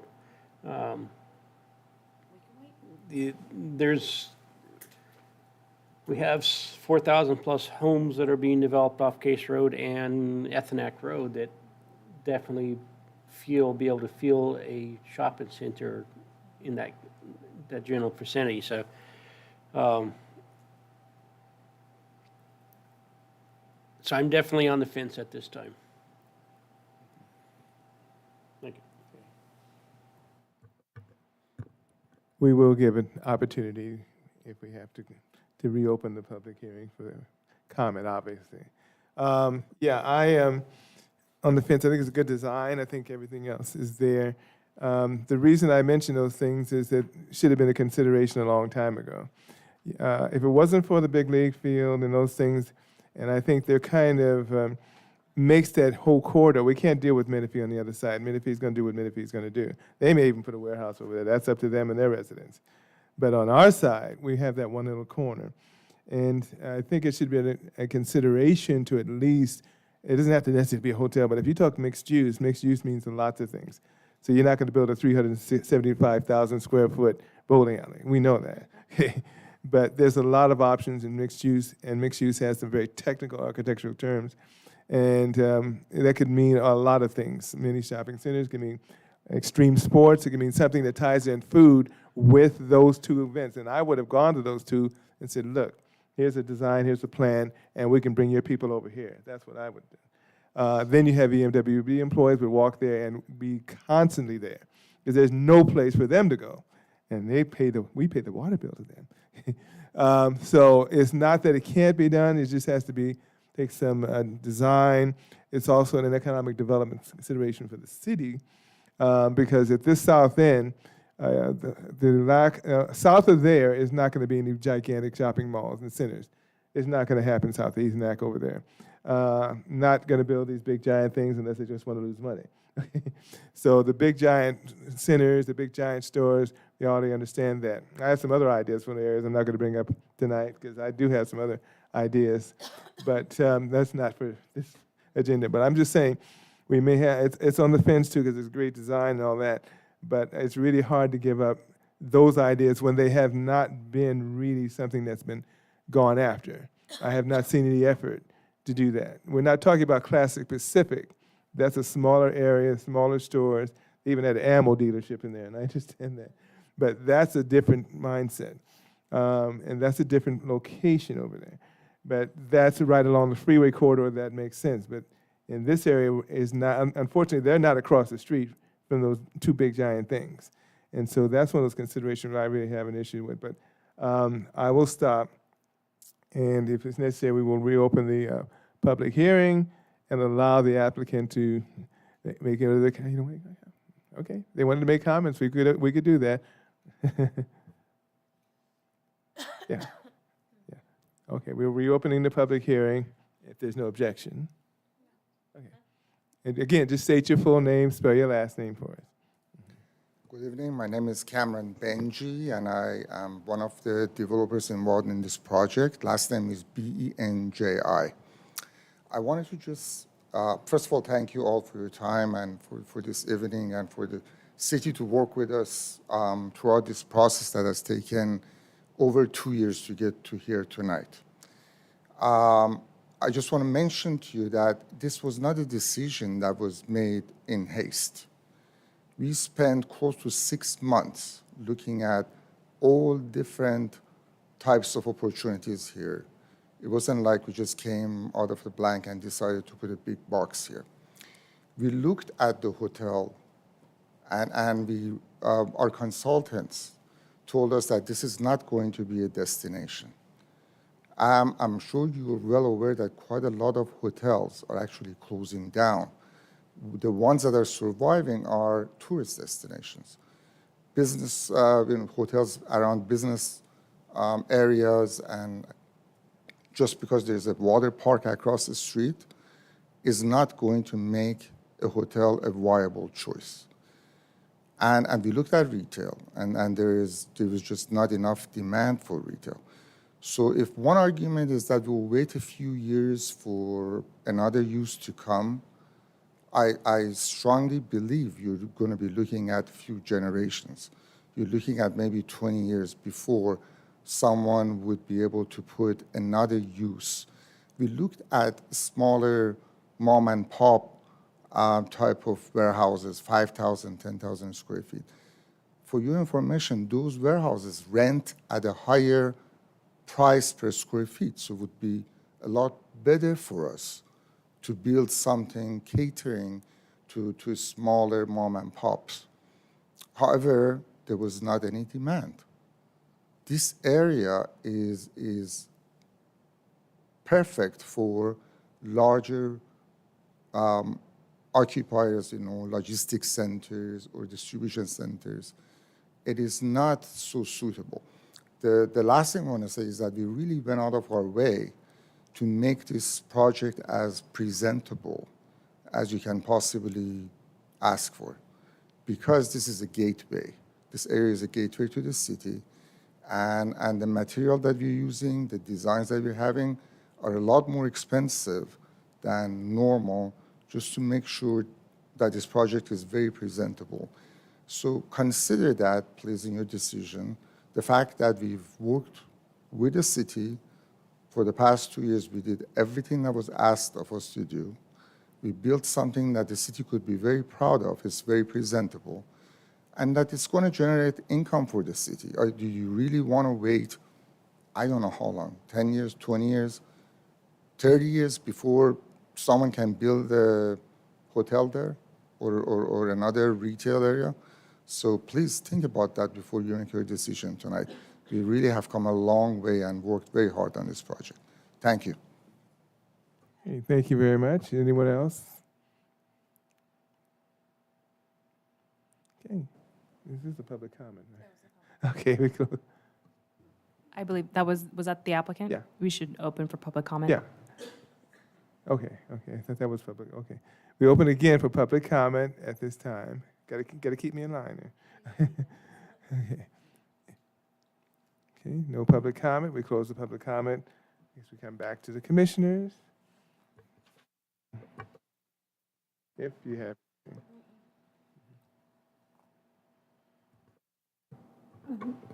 I have nothing new. Are you sure? Just because you saw me going for it, you can go too. Okay. Okay, so looks like there's a possibility, and I'm not sure. Looks like there is actually going to be a hotel in that area coming up soon in the city of Menifee, right across the street, actually. So the city of Paris is no longer the city of Paris from 20 years ago that needed warehouses to build the infrastructure for us. We needed it at that time. We really did. It was flooding. The city was flooding all the time. and it continues to flood, but not in the way that it did before. And so this is definitely a new city, and we know what we need. We've done a lot of research. We've spoken to our residents. We've spoken to our leaders, the partnerships that are in the area as well. And going through the process of presenting an application to a committee or a commission such as this one, it's part of the process.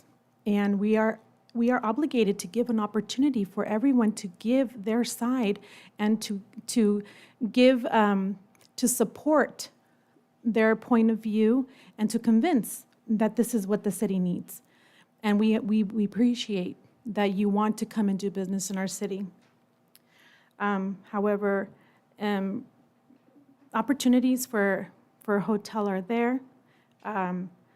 There's one coming in across the street, so I hope that's considered. And if it's not a destination, I believe it is, because people come here for skydiving, they come here for the lake, they come here for the drop zone, they come here for the baseball field, they come here for the railway. And it may not sound like it's a big deal, but for us, it is. Thank you.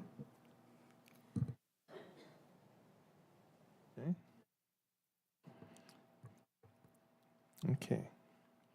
At this time, I'm going to read, oh boy. Yeah, read. We have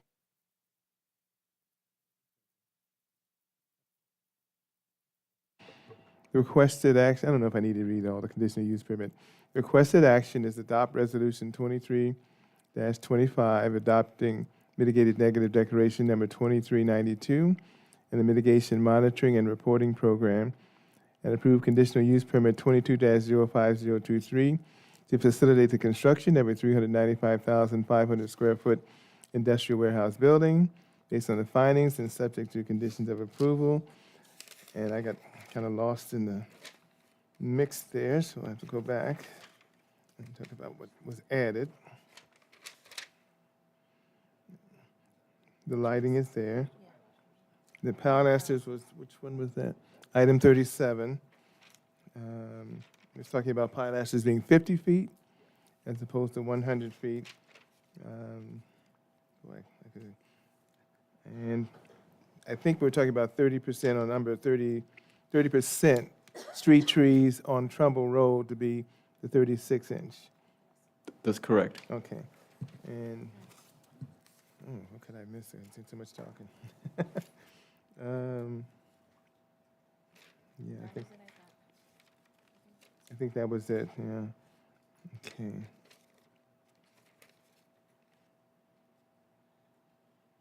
Yeah, I don't think there was anything. You also had reducing the pilaster spacing from Yeah, 50 feet to right. 100 feet. Okay, thank you. Thank you. Okay. I think it was just 2 or 3 things. Okay. One way or the other, we need to come to a motion one way or the other. And a motion would be based upon what we just read. And if anyone would like to make a motion, let's see.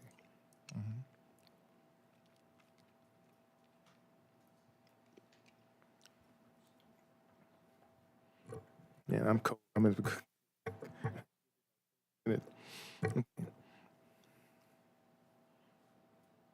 Commissioner Gomez, I'd like to submit a motion, recommendation to the City Council for denial on the project. Okay, it's been moved by Commissioner Gomez for the. Real quickly, because this is a CUP, it stays the Plan Commission, so Okay. you would, if you want to recommend denial, you just recommend denial for this evening. But I would suggest that you give staff some direction in terms Right. of the reasoning for the denial. And if you want me to cite some of the findings, that would kind of, you can provide some direction for drafting a resolution for denial, that would be helpful. If you need that feedback, I can cite a few, and then you can kind of talk through why you think we should recommend denial. I was going to suggest, thanks. Okay. Would you still need a second? Or do we just go on and, okay, then we'd have to add whatever amendments. Yeah, so do you want me to go ahead and place the recommendations? Or do we as need a to why? second first? Do I need a second? Until we don't do this very often? No. I'll second it. Okay, seconded by Commissioner Lopez. And now we submit to reasonings? Yeah. Commissioner Gomez? Yes. I would recommend that you base your motion, provide your findings, and then that way another commissioner can second it if they agree with Oh, your okay. findings. Okay. Okay, very well. Let's see. So recommend for denial on the findings of, and of course, you're going to have to help me with my wording on this one. First of all, the findings of the loss of business, is it BPO zone?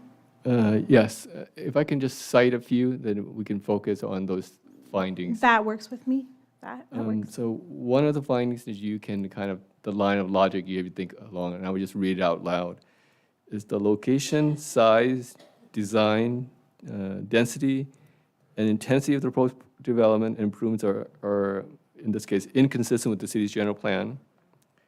The purposes and provision of the purpose inconsistent with the general plan and the zoning code in which the site is located. So if you think along the lines of you're finding this inconsistent with the surrounding area, in the Correct. context of the surrounding area. Yes. So it is inconsistent with the surrounding area, considering the water park and the baseball park. And in the past, I've also mentioned, and I believe this also pertains to this application, the city does not at this time have the infrastructure in place to enforce the truck route.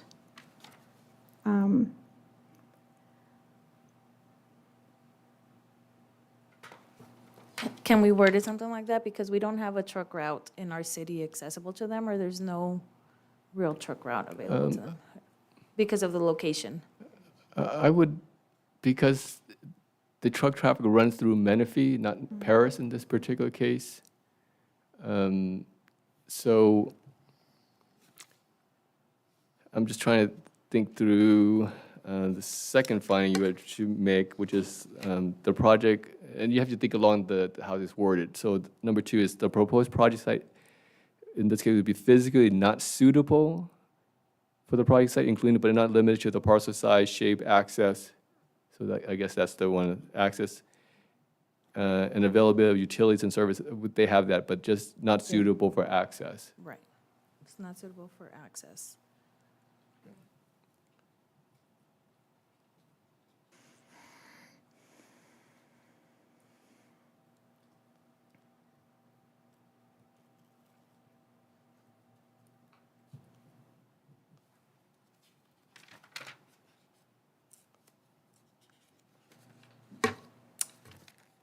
And maybe number 6, if you can think about the safeguard necessary to protect the public health, safety, and general welfare. If you want to identify any reason that you think that this project would not provide that. We had mentioned earlier that I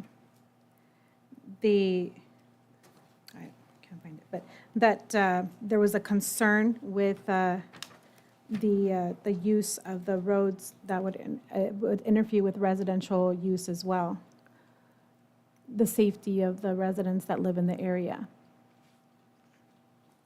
families. Okay, we can incorporate that into the findings.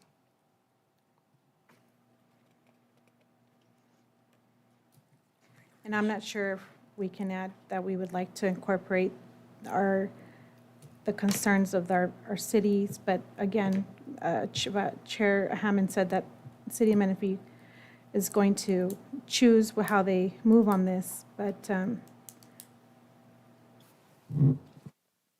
I think that considering their concerns as well is something, good neighbor policy. Ultimately, the last thing I would say is the consideration, this is light industrial in a business park zone. Other types of zoning or other types of mixed-use development as a consideration should be at least looked into, because there are other ways other than just light industrial. So mixed-use development, which can mean a lot of things, not a hotel, but it can mean a lot of things in conjunction with the other extreme sports, I don't know if I would call them extreme sport, activities. So in essence, the light industrial zone, as opposed to other types of zoning, and maybe mixed use, commercial, combined commercial. We're not talking about big box stores, but that is a zoning issue. And so the idea of just being light industrial versus that, at least consideration, was not taken into consideration here. But it might be a consideration, it might be something that doesn't work out in the future, we don't know. But that in lieu of what is in the area, which is, skydiving is down the street, the other things are there. This would be part of that extreme sports complex. That could serve food, things, restaurants, things of that nature as a combination. That's a consideration, and it was not presented. So if that isn't something, we can't just say it's not market design, that doesn't mean anything. But if they're talking about, I'm not concerned about across the street because that's not before us. But right now, that location is one of those things that should be at least a consideration in the near future as something that's viable. If it's not, it's not. But that would be the only thing I could see as one of the main reasons for that consideration. So I think, I don't know how you word that because I'm not great at wording stuff. Wording stuff. But it is zone light industrial. I mean, business park. Business park. Can we also include something along the lines of thinking about access, how having this kind of development there is going to limit the access of our residents and community members and tourists to accessing the water park and the baseball field because of the added truck? Yes, we can include that. Okay. Okay. Okay, so does that help you? Nothing's good, nothing bad, that's just a consideration. So, we have two motions on the table. I don't know if I can repeat that. Sorry, just a correction, you stated two motions. We currently I'm have sorry, one motion. okay. I'm freezing, that's one. Okay, yeah, okay. We have it moved by Commissioner Gomez, which is a denial of the project as stated, and seconded by Commissioner Lopez. I think I have that order here. Yes. Okay. I really need to read. I think Kenneth has it down. There's no way I could write that down, so. Okay. Hopefully it's on the record with what he said. Okay. I'll take your word for it. Okay.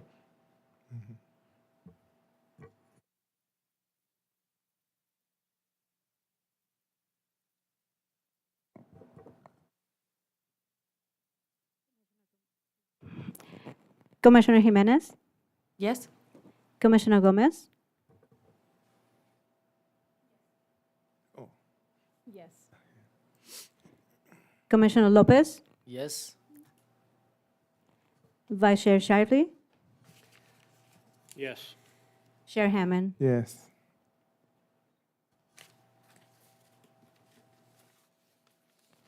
With a vote of 5-0, this motion is approved for denial. Thank you very much. We're going to take a 5-minute recess. 5 minutes? Jacket? Yep.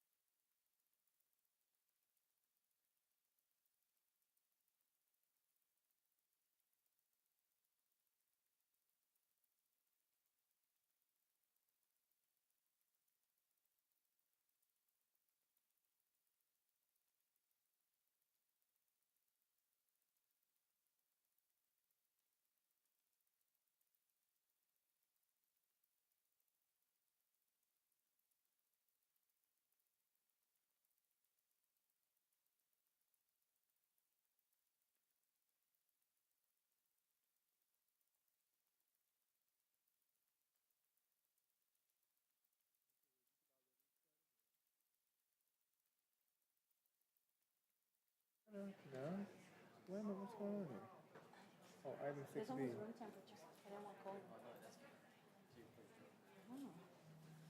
Okay. I know. Ooh, wait. When it's 102 degrees. The fan is right there. In my office. Okay. And then I have to go outside. I'll just have to live with it. Okay.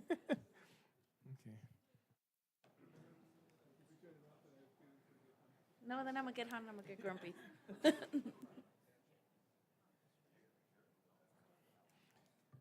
No.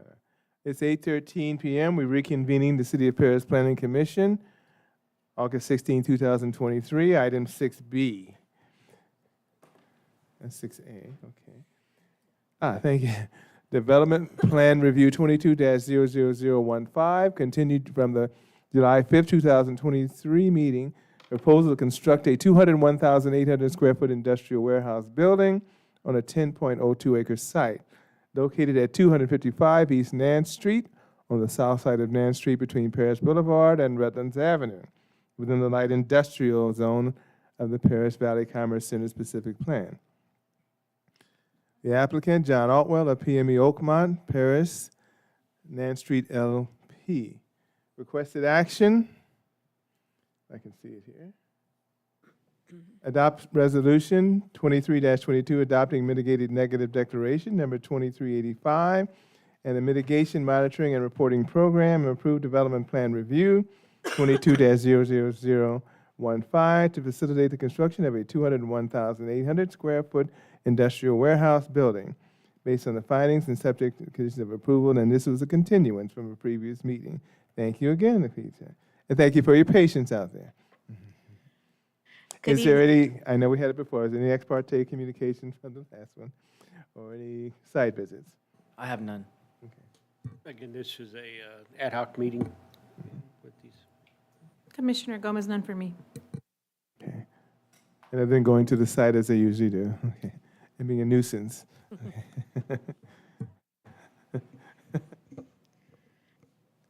Good evening, Commissioners. As Chair Hammond mentioned, tonight we have DPR 22-00015, which is an application to construct a 201,800 square foot industrial warehouse building. This project is being continued from July 5th, 2023. The 10.2 acre project site is located on the south side of Nance Street between Paris Boulevard and Redlands Avenue, within the light industrial zone of the Paris Valley Commerce Center specific plan. Just as a reminder, this is the site plan for the project.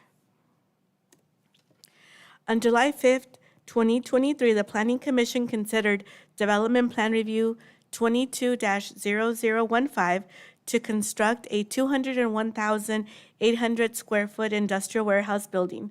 The commissioners thanked the applicant for their investment in the city of Paris, but expressed general concerns about the need to enhance the building's architectural features, providing a color palette that is more consistent with the surrounding area, and enhancing the project's landscaping.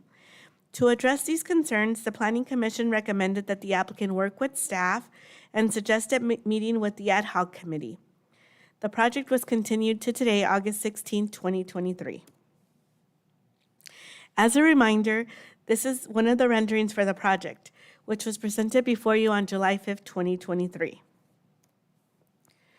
On July 18th, 2023, the ad hoc committee met for the project. The committee provided additional feedback, which included providing an exhibit showing the tubular steel fence adjacent to the bioretention basin on the easterly side of the property, and increasing the height of the tubular steel fence, which secures the bioretention basin and is located on the northeasterly side of the property.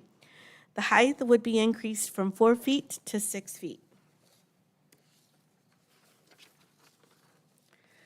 The applicant revised the plans per the commission's feedback.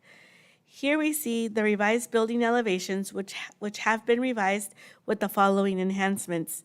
The window glazing height has been raised from 2.5 feet to 6.5 feet along the north, east, and west building elevations.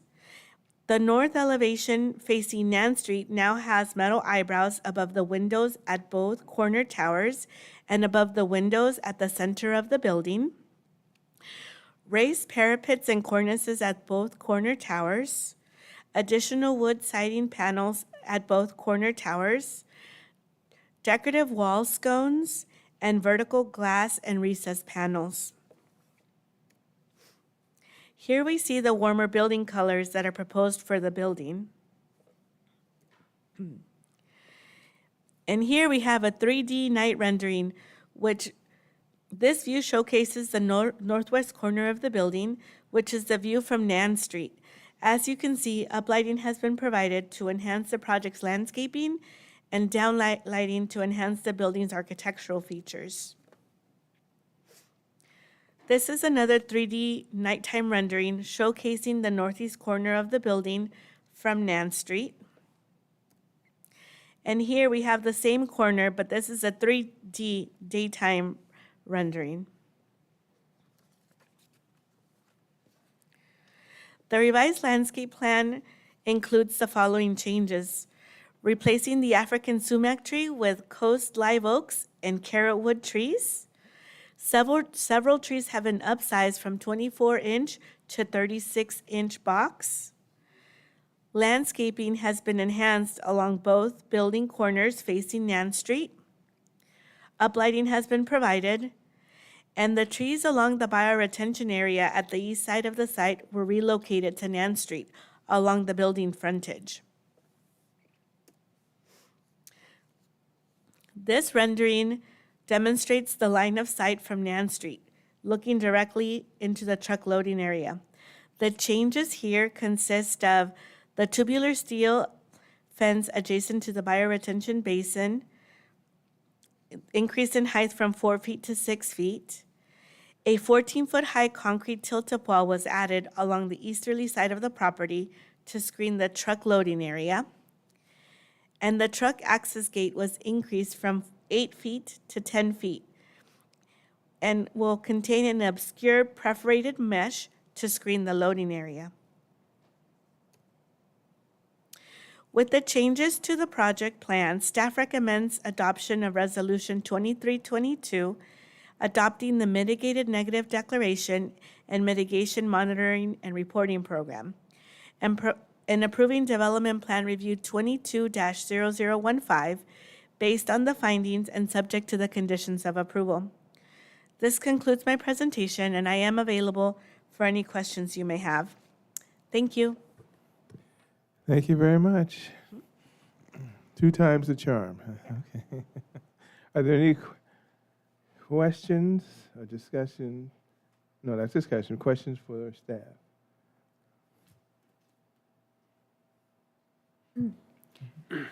Thank you for your presentation, Lupita.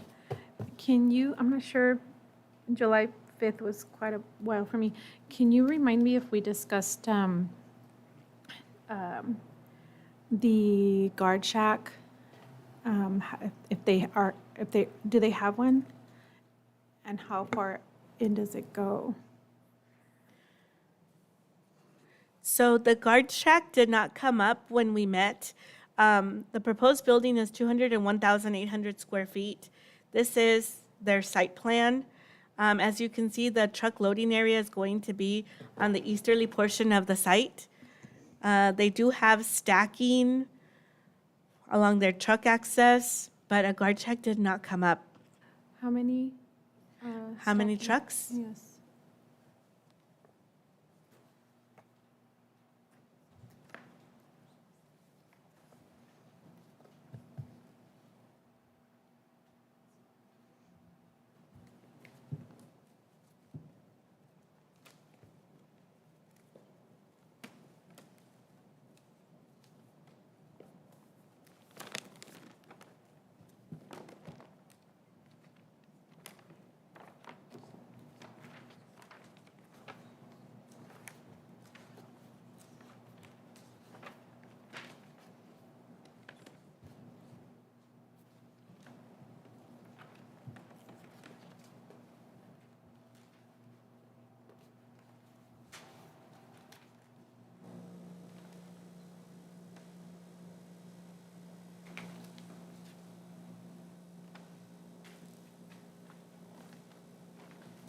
They provide on-site parking for 40 trailer trucks.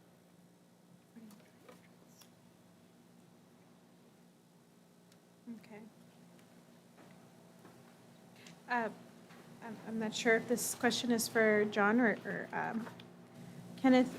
Can we consider having a minimum requirement for queuing, if there's a guard check or not, but a space for queuing trucks as they wait to load or unload?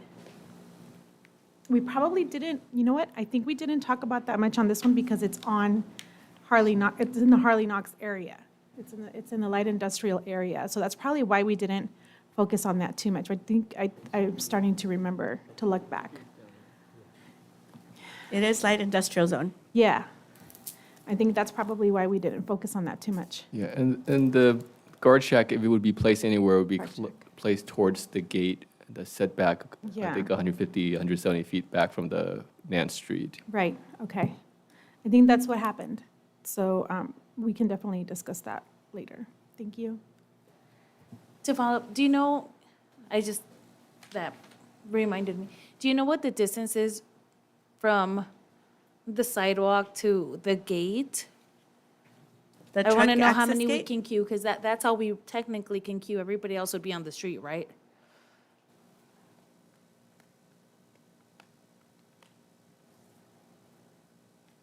Yeah, because the gate's going to be closing in between trucks. It's not going to be open all day. Looks like- Typically, we require a 100-foot setback from right-of-way. I 100 don't see a foot? dimension here, and I don't recall Yeah, top of my head, but So that's like a truck and a half, because it's 53 feet plus the cab, another 8 feet. Can we defer that question to the applicant? I don't have Yeah. a dimension, so I don't want to give you the wrong number. Okay. Mr. Shively, did you?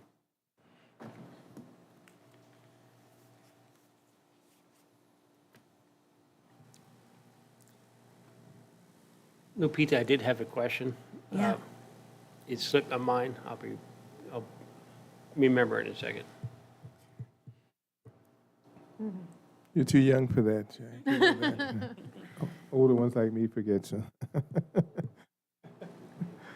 Okay, I think this is just the continuation of last one. We kind of discussed a lot of the issues. One of them is the, one of the reasons for asking that question is the queuing. Over in Webster, like the previous public, you'll get behind Markham and you'll see trucks queued on the street, and that's maybe because the distance isn't there or they just a little slow getting in, but you'll see trucks queuing. Not good to see.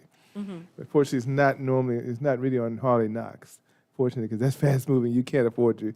When it gets over to Markham, those streets, yes, you see them queuing. This is one reason, and it's not that heavy duty in the area because Nance Street has to be improved anyway. I mean, this is kind of off the beaten path. So, we don't know the truck traffic. You'd have to look at the VMTs and all that other stuff. But that's one of the reasons for the setback. That's the only question of interest. One of the things, too, and I go back to 35C, the landscaping plans, and I'm going to pick on this for almost every project. You know what I'm going to say about 36, which is 24, right? So street trees shall be 24-inch box at minimum would be the language. But if there was a way, and we'll talk to the developer, if we're talking about 30%, that's fine. But that's something the commission would have to look at. But every one of these says that, and it just says 24-inch. Well, there's a big difference. We're only talking Nance Street. We're not talking this building to the left. Not concerned about the south. Not concerned about the west because there's a wall. But the front is one of those things. And if that's a staff consideration, then we can talk to the developer. That's the only thing I had. Everything else is pretty much the same. Yes. And I'll get into discussion. I'm not getting into discussion. We're just talking about what 35C says. So that may be one of those things.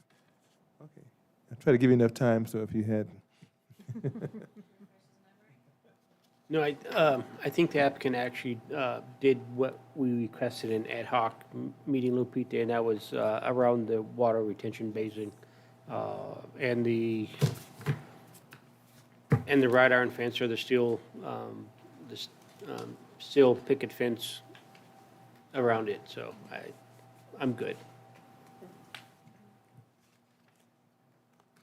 Okay? I just saw this. That electrical, can we go to the site plan, please? The electrical little thing right underneath, because the outdoor amenity is adjacent to an electrical, my brain has left my body. There's an electrical little bunch of things in there, electrical units. I don't know if they heat up.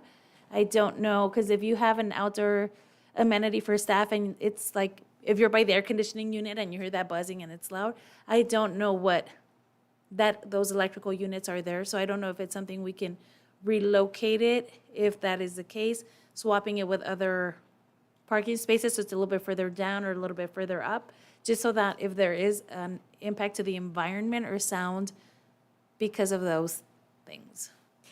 Do I make sense? Yes. Okay. Applicants here tonight, so yes, we'll definitely ask them if they can either relocate the electrical equipment or the outdoor patio. Yeah, because I don't know other projects we've approved, if we have ever approved something so close to an electrical, or if there is an environmental impact with those units. Thank you. Mm-hmm. Lupita, can you go to a vicinity map? Yes.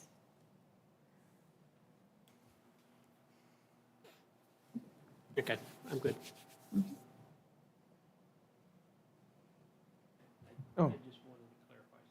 Oh, okay. Thank you very much. Thank you. For now, as I always say. And at this time, the applicant would like to come up. I know we've heard you before, but the applicant would like to come and make a statement, presentation. You're welcome to do now. Not forced to, but if you'd like to. As always, state your full name and spell your last name for us. John, here's your PowerPoint. Roger's going to do it. Oh, okay. John Atwell, A-T-W-E-L-L, Senior Vice President of Oakmont Industrial Group. And we do have a presentation, and I'm going to have my architect come up here and give it to you guys.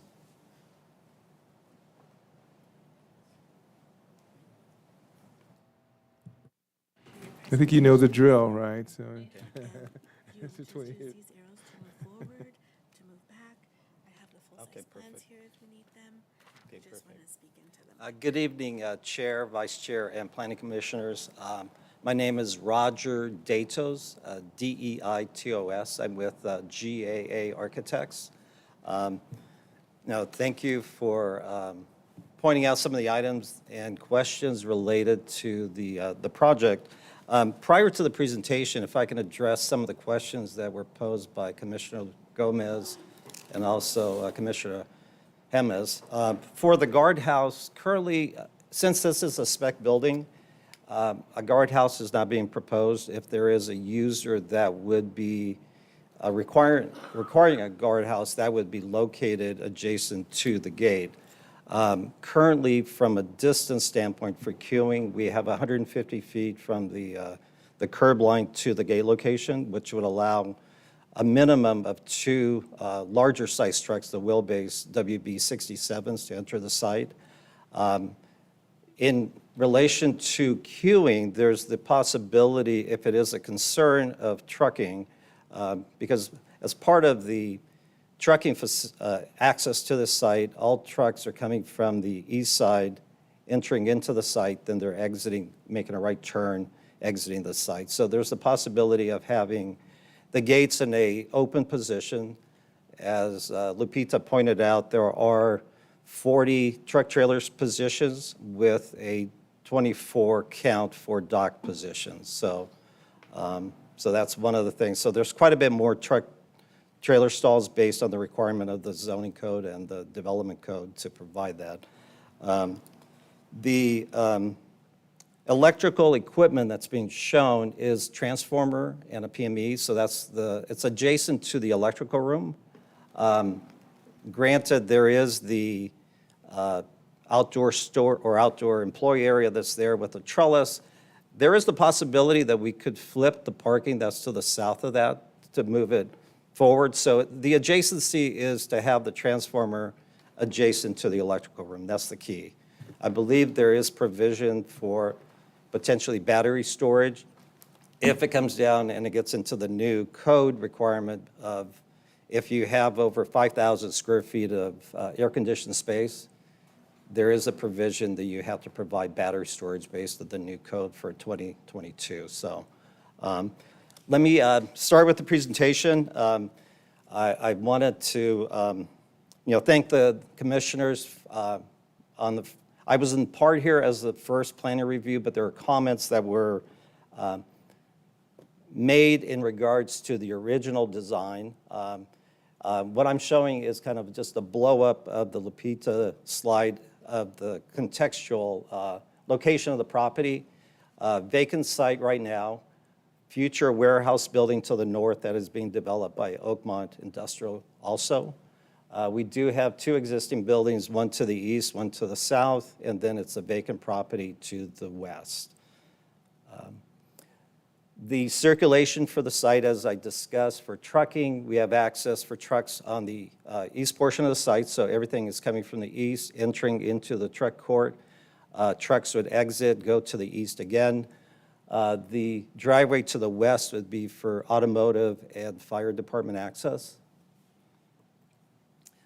The key items from the last planning commission that we needed to address were, and a lot of it had to do with the presentation style, and unfortunately we were behind Dato's property that had very nice renderings and we had SketchUp, so put us at a disadvantage, but a lot of it was in regards to providing view angles into the truck court, re-looking at the color palette where originally it was a little bit too gray.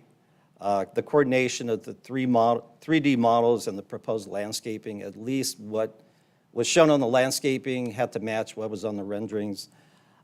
Providing the photorealistic renderings of daytime and nighttime, providing landscape and building lighting, which we have introduced, and then providing additional articulation for the building, mainly on Nance Street. And I think a lot of it had to do with regards to the presentation method, not so much as the design, but we enhanced the design to complement that. The ad hoc meeting, we presented a revised design that implemented glazing, wood paneling, cornices that were added, the additional articulation above the windows. We did provide the 3D renderings along with a modified design for the building to provide a little bit more verticality versus the horizontal look that we had previously. Provided the landscape lighting, building lighting accents, proposed a warmer building color palette.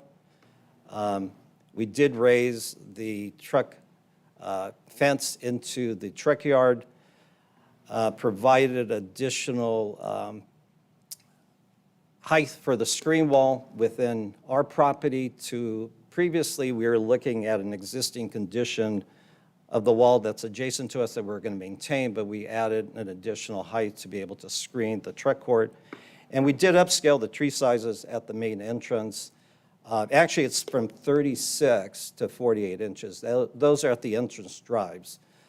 Currently, what we have as part of our landscaping along this parkway for the street trees, Commissioner Hammond, it is 24-inch boxes, but we do have a combination of the 36 and 24 within the landscape adjacent to the building and the 48 at the drive approaches. And we did change the plant palette from the African sumac to, I have to take a look here, I have the landscape architect here, but I will show it as we go through our palette here, what the change to. African sumac to the coastal live oak and carrotwood trees.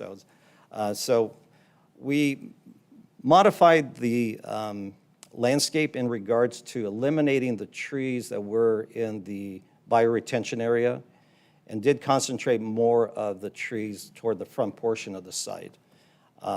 Since we do have the larger, taller wall, 14 feet, we have an eccentric footing that comes into our site, so we're able to reduce the length of the bioretention area, which allowed us to put trees within that area to just enhance that front portion of the site. Here's a blow-up of where we have the larger sized trees at the entrances. They're the 4 trees that kind of right at the drive approaches to enhance that experience for the driveway approaches. Again, the building elevations, the 3D rendering with the modified design, daytime view, along with the nighttime view that we enhance with additional downlights on the building and uplighting within the landscaping. The entrance to the truck court during the daytime and then at the nighttime view. Then the photorealistic rendering looking into the truck court. So I think overall, the building design, I think, is accentuated, and we're happy with it. And I believe we've addressed all of the concerns. If there's any questions, we're here to address any of those comments or questions. Thank you very much. Oh, she left, so I don't know if she... Any questions? Oh, we just had the questions for...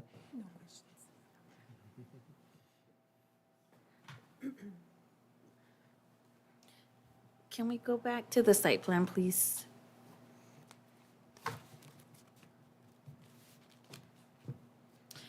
Is there, and this is a question, because you said it's 100 something feet for queuing. It's 150 feet from the curb line to the entrance gate. Okay. Is there any way maybe the gate can be moved behind so it's like parallel to the end of the building?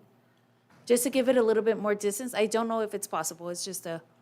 It's a matter of, we have the trash enclosure adjacent to the building. So to shield it and keep it inside the... Which, yeah. it gets into the location, the trash is associated next to the ramp, that's part of the grade ramp, so we have to provide accessible path to the trash enclosure, so that Right. is the most logical location to do that. If we did relocate that, that would create some accessibility issues. Okay, okay. So, but we feel it's adequate to have that distance, and there's the possibility of the gates being left open, so there is really no queuing issue.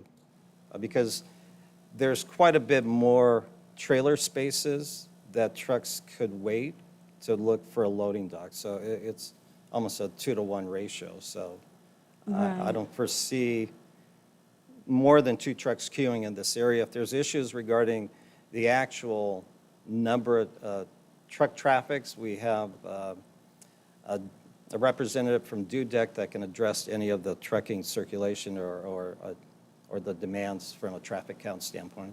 Right. We don't like our gates open during the day when there's Okay. trucks. I just want to say Well, that. that's fine. Yeah. It also becomes a security issue. Yeah. But that's, No, I was just wondering, just yeah. thinking about queuing because there's, I'll say where, Ryder and Paris, there's a warehouse there and the queuing goes from like their location to like Paris and like it just extends. So when you're trying to drive and get somewhere, like, and sometimes they don't realize the queuing is back there, so there's a truck stop right next to the other one, they're blocking everything. So that's what we're thinking about queuing. That was where my question came from. Correct, and it's something that we had come across quite a bit because Yes. of, we do work on logistics buildings, and unfortunately, I don't want to name specific users, but they have created a nightmare as it relates to truck traffic issues. So, Yes, it's horrible, yeah, and, yes. and they're standing around, and I'm like, check them in. Yeah, They're right yeah. there. Do you need help? Okay, thank you. All right. Okay. Wow. Very good. All right, thank you. At this time, we open it up for public comment on this agenda item. Does anyone I know I have one. I'll read it. We have a speaker, Mr. Al Sanchez. I hope I got that right. S-A-N-C-H-E-Z. So my name is Al Sanchez, S-A-N-C-H-E-Z, and I'm a member of LIUNA, Laborers International Union of Northern America. And like you see our shirts here, we build America. One of my first jobs was off of Winchester, putting a bridge there. because it was so small there that, you know, they didn't need it, but they need it now. Back then they needed it. And it might have been a few years further back, but then my next job was at the water treatment plant off Andreas, putting more tanks, you know, growth. We can't stop growth. It keeps going. That's America. That's what's awesome about it. We keeps going and going and going, and that's just how it is. If there's an open spot, you look a month later and it's, bam, there's something there. I see you guys have a heavy load, you know. You're trying to make it pretty. You're trying to watch out for people, make it safe for all the people who live here, and I get that. And I think that's awesome. And I just hope you can keep in mind of my brothers and sister labor unions, the laborers that live in this area, who will, if this passes, it's going to help them. We'll have apprentices working on that job. We'll have journeymen. Okra is using labor, and they're paying a good wage, enough you can buy a house, send your kids to school. We have medical, we have annuities, all that. And the members that live here, they'll be close to home, the whole 9 yards. You guys heard it enough, you understand. And I just hope that you keep that in mind when you're making all these decisions too, about those brothers and sisters of mine that live right here in Paris. Thank you. Thank you. Thank you very much. Any other persons for public comment on this agenda item? Okay. We close the public comment portion. And move to the Planning Commission for discussion.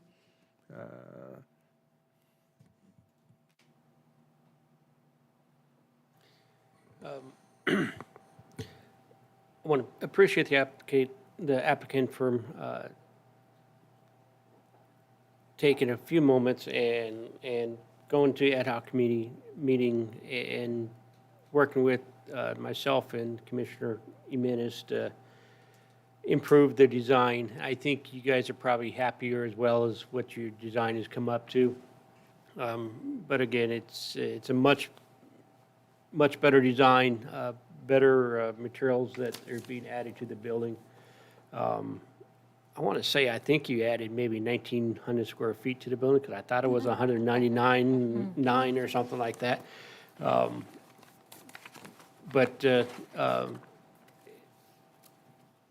It's the landscaping is much improved, and I think I don't recall Jimenez or I asking for 40-inch box trees, but if you would like to provide them, I'm sure we're definitely okay with that.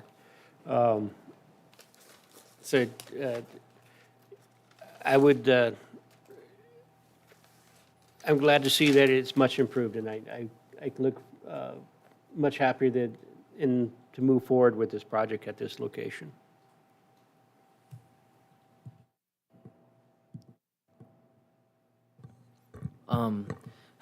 I'd just like to give my hats off to city staff and to the applicant. I noticed that you guys really paid attention to the last meeting and listened to our requests. I feel like you guys went above and beyond with that, and I also like to add that the inclusion of the wood look panels, I'm a huge fan of that. The warmer tone is something that I really like. I feel like it's a little bit more welcoming, and the contrast between that and the white it really pops off. So I like the inclusion of that. Yeah, that's all I'd like to say. Thank you.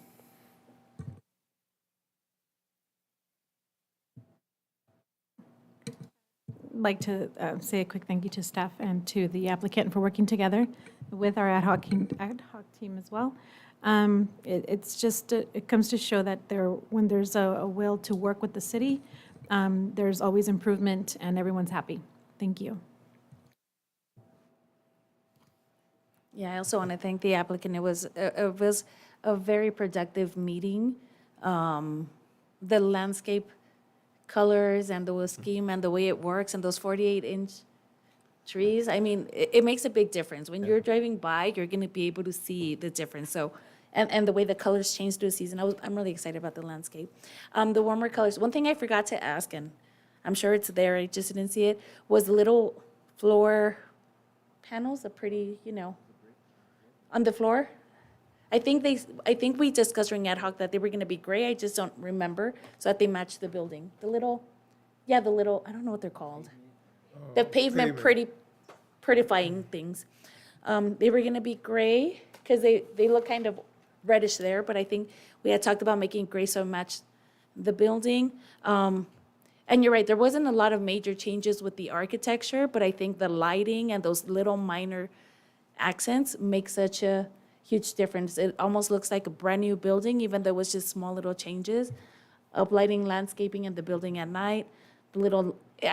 I'm very happy with the work that came from the meeting. I'm gonna drive by every day and take pictures. Okay. Not going to prolong it, just to say what a market difference, 180-degree difference from before. You guys don't have to look so sad out there, okay? I mean, we're not, you notice how we're loose up here? You don't need to be that. So, I have nothing to say. It was beautiful design. We just missed it the previous, But, we're setting the bar so you can see where the bar is set. Now you're setting the bar. So whoever's next to you is going to have to come up to that. And, yes, 48 inches. But it's, Nance, I'm having driven about 3 or 4 times. Nance is a joke right now. Obviously, there's some buildings on the south that are just dilapidated. This not only will enhance it, but everything else is going to be enhanced. So I do appreciate that you listen and that you work with staff. We had a great staff, and this is a great project. Now you're equal to the previous one, right? Yeah. You don't have the waterfall in front, but that's okay. We'll let that go. But I'm good, and I don't think there's anything else.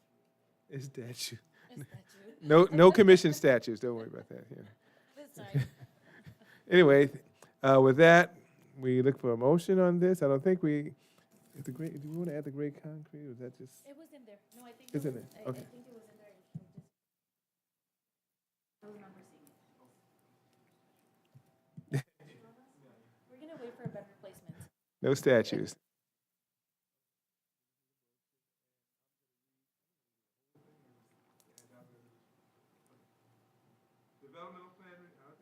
Developmental Plan Review 22-00015 continued from the July 5th, 2023 meeting.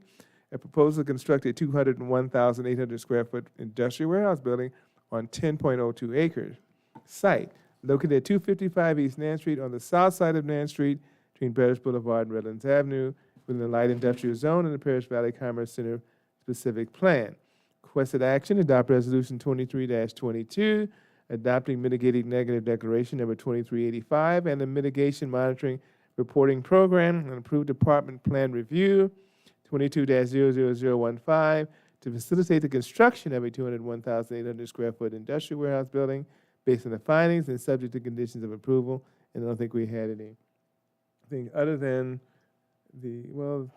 moving the outdoor amenity, or that's just? Just looking about switching or swapping that. Consideration to switch that, but that's not going to put that in condition. Okay, but that's not a condition. So. Okay. And at this time, we just need them. We have no buttons, but I'll go ahead and make a motion for approval. Okay. It's been moved by Vice Chair Shively, and I'll second that motion. Seconded by Commissioner Lopez. Okay. Where the buttons are. Okay.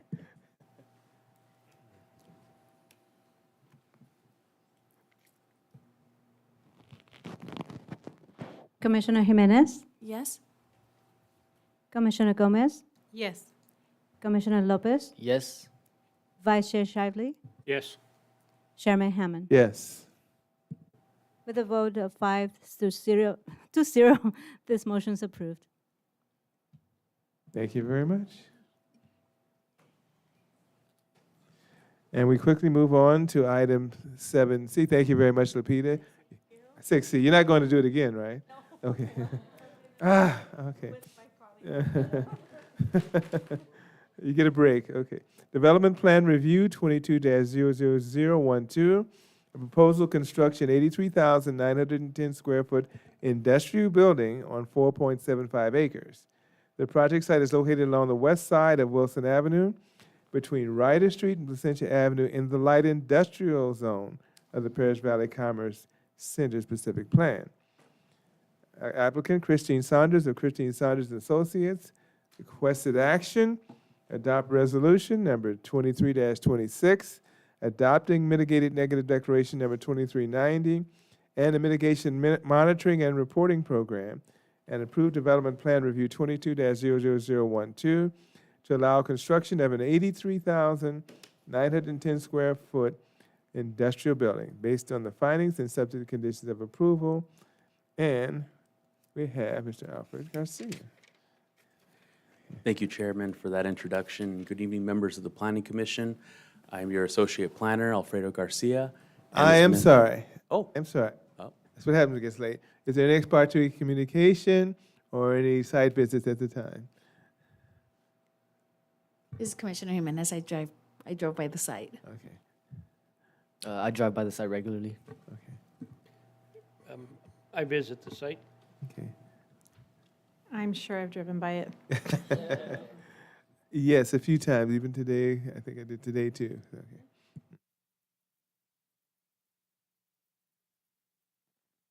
Thank you. As mentioned, this evening we have before you Development Plan Review 22-00012. The project site is located in the Paris Valley Commerce Center specific plan.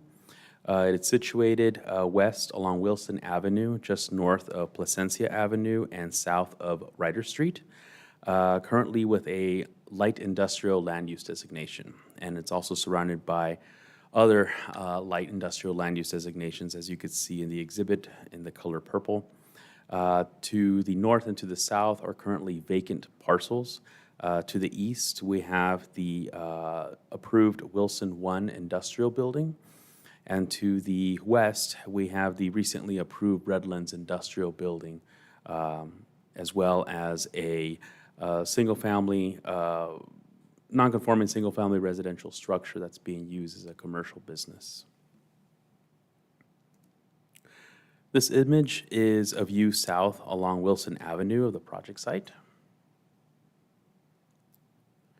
This image is a panoramic view, view west along Wilson at the project site. This image is a view north along Wilson Avenue. As you can see, there's the Core 5 and the First Ryder projects that are under construction. And this is a panoramic view east along Wilson Avenue, standing in front of the project site. And for further reference, the Wilson 1 project is just to the left of the image. Here we have before you the site plan. As mentioned, this evening we're proposing an 83,910 square foot industrial building on 4.75 acres. Full access will be taking along Wilson Avenue for employees and emergency vehicles from the southern driveway area. Employee vehicles will be parking in the southern and the eastern portion of the project site. With respect to trucks, there will be condition for right in and left out exits from the northern driveway from Wilson Avenue, where they will take access to the rear portion of the site where they can load, unload, and park and exit out along Wilson northbound. In addition, the project has graciously proposed one outdoor and one indoor employee amenity area. In addition, there will be a Knox box conditioned for the emergency gate to the southwest of the project site to allow emergency vehicles full access around the project site. In addition, 12.02 landscaping of drought-tolerant plant material is being proposed for the project site. And on the subject of landscaping, here we have before you the exhibit for landscape. We have various plant palettes that meet the criteria for the landscaping. With respect to the industrial development standards, all are consistent and met. and as well as the parking standards. Here we have before you the 3D daytime rendering. Ms. Sylvia Arvizu, could you please pass out the renderings and the material board, please? Thank you very much. As you can see, the proposed architecture is modern. The building uses a combination of varying roof lines, vertical columns with recessed panels, and the use of large windows and brick veneer. The color palette ranges from different shades of gray tones to complement the brick veneer and provide overall interest to the building. Here is the night rendering, illustrating the accent lighting along the walls, as well as the up accent lighting for the landscaping. And these are the 2D elevations, and the image to the top is the east elevation that will be seen along Wilson Avenue. And these are the west and north elevations. With respect to CEQA, a mitigated neg deck was prepared, number 2390. This document was circulated within 300 feet and was noticed in the to all public agencies. Within the 30-day review period, staff did not receive any comments.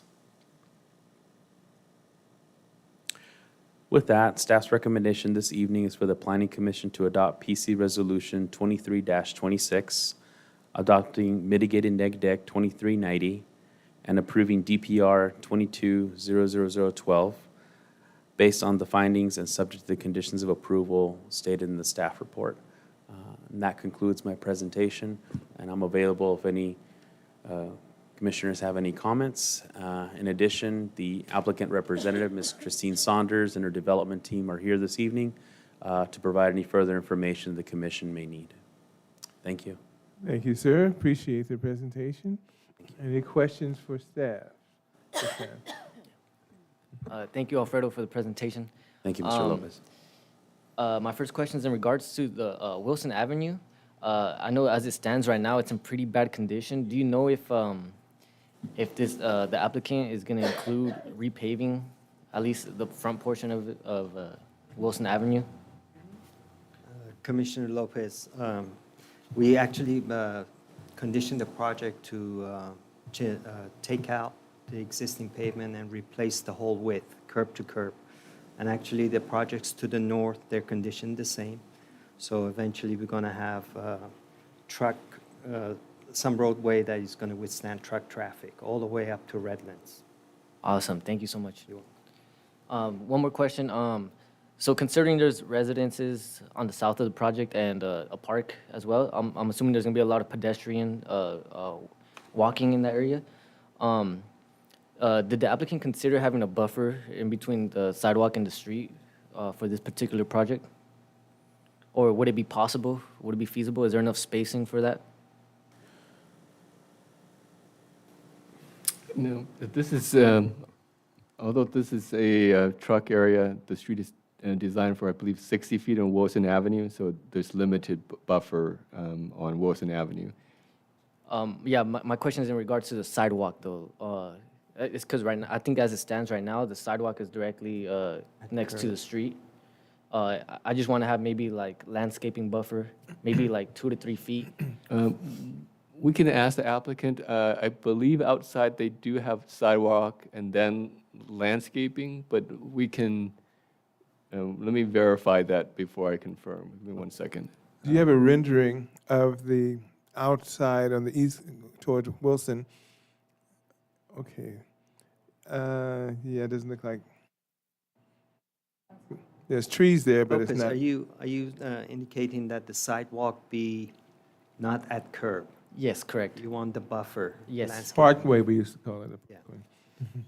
I think We can ask the applicant, but just for context, the industrial projects that have been built in this area has the sidewalk, then the landscaping. So the sidewalk is at curb. the sidewalk instead curb, if that makes sense. But Gotcha. you can ask the applicant and if he's willing to, for discussion, if he's Okay. wants to do that change. Thank you. No further questions. Appreciate it. Alfredo? Yes, sir. Can you advise me how many times you requested for elevation change and color change? We worked with the applicant. At the beginning, there were warmer colors that were proposed. And staff did work with the applicant to provide the cooler, grayer tones that you see before you tonight. Are you happy with the elevations? I'm sorry? Are you happy with the elevations? Well, staff is pleased. Yeah, that's your opinion. No brick. Is that lighting at the top of is that LED lighting? Or is that the lighting from the lower reflecting up into the edge of the roof there? It's the lighting that's being hit on the cap of the building.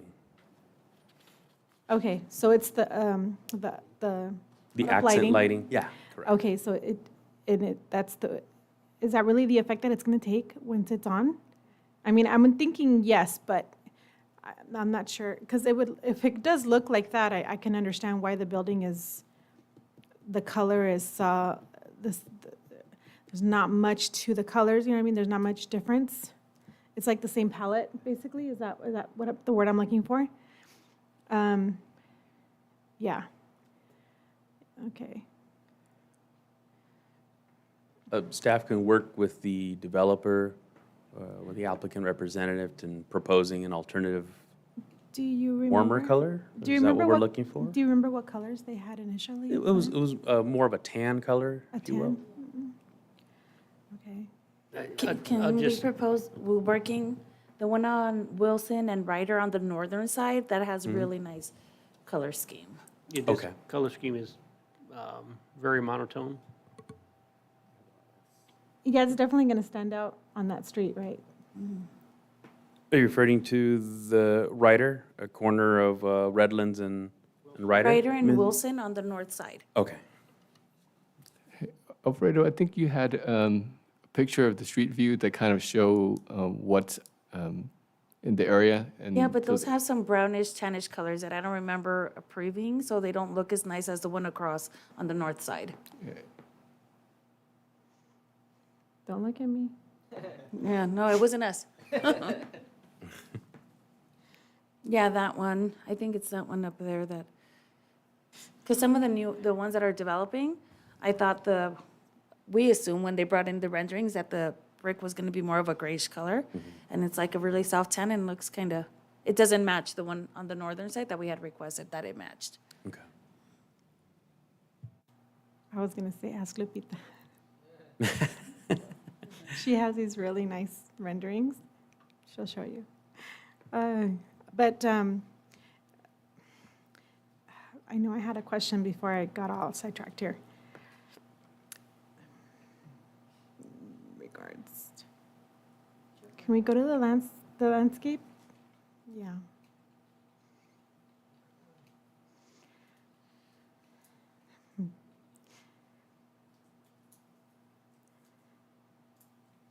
One, two, three. What is it at this time? 02. And the minimum is 12. 12. Did you discuss adding more landscape to the front of or, alongside or in front of the building or in the parking? Well, staff can work with the applicant. I don't know how much more room there might be. It's a little tight. Is it? But staff is definitely open to working with the applicant as far as trying to find additional square footage to provide more landscaping. So, Alfredo, are they Yes, sir. overparked or are they Yeah, at? that was what I was going to ask next. They have one surplus parking. Okay. Was there a discussion involving the size of the building for the size of this lot? No. Okay. Thank you. Okay, anything else? Mm-hmm. Do you know the radius, turn radius in the back? Because I see the parking, if we could, I don't know if we looked at shifting the building back. Okay, see the picture. I don't know if we have some room so that we can add some more landscaping in front. I don't know if there's a reason that couldn't be scooped back some. Well, I'll let the applicant Okay. maybe clarify that a little bit more. I'm sure her engineering team had, Looked at that, okay. you know, there was a reason for it. Yeah, and one more question, there's like a deadly dip over there. You know what I'm talking about. You both know what I'm talking about. Because I have to drive that road now every day to pick up my daughter's friend. Yes. I have a big truck and I have to almost come to a complete stop in order for us to not hit the top. Do you know if that's part of the repairs or if it falls within this area? That's the conveyance from, for the runoff, the cross gutter. How are we going to work with at design stage? Yeah. To remove that existing cross gutter and then provide something smoother and wider concrete cross gutter. So in order to negate that big dip in the roadway. Yeah, I go to Disneyland for fun. I don't need to be doing that. Okay, I think that was my only question for staff. Thank you. Thank you. Okay, anything else? I think only one question then covered, I won't belabor.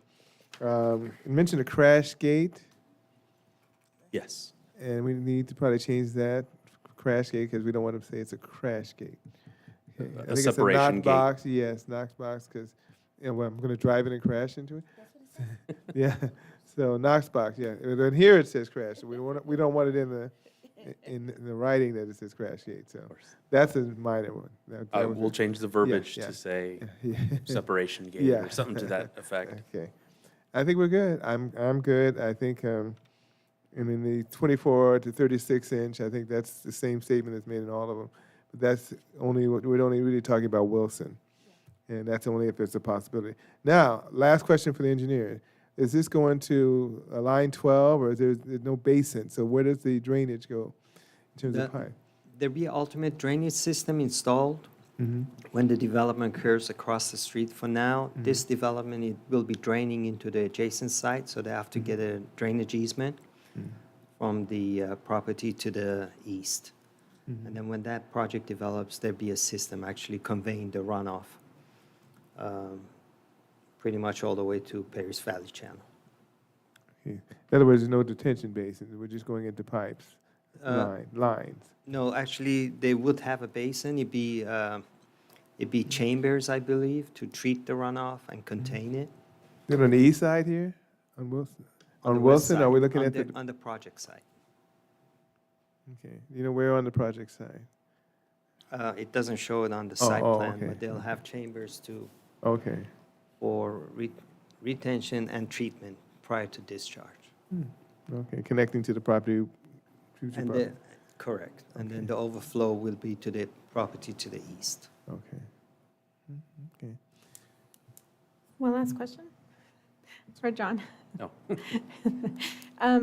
Do we have anything prepared for the median so that the trucks continue to stay on the designated route? The way they're supposed to go in and out? Actually, the project is conditioned for the driveway for the trucks. The site plan doesn't reflect that, but the condition states that they have to reverse the curve, so trucks won't be able to make a right Okay. onto Wilson. This, Wilson itself doesn't have any median at this time, right? No, Wilson actually would have, ultimately is going to have 2 lanes with a center turn lane. A center Because we had turn to lane. incorporate bike lanes as well along Wilson. There's no room for trees on that, as a median? None at all? The roadway is not designated to have, per general plan, to have a raised landscape median. Okay. Are we able to compensate for that on the sidewalk? If we're putting a bike lane, trees would be nice. On Wilson, actually, yeah, there's a type 2 bike lane that we're incorporating.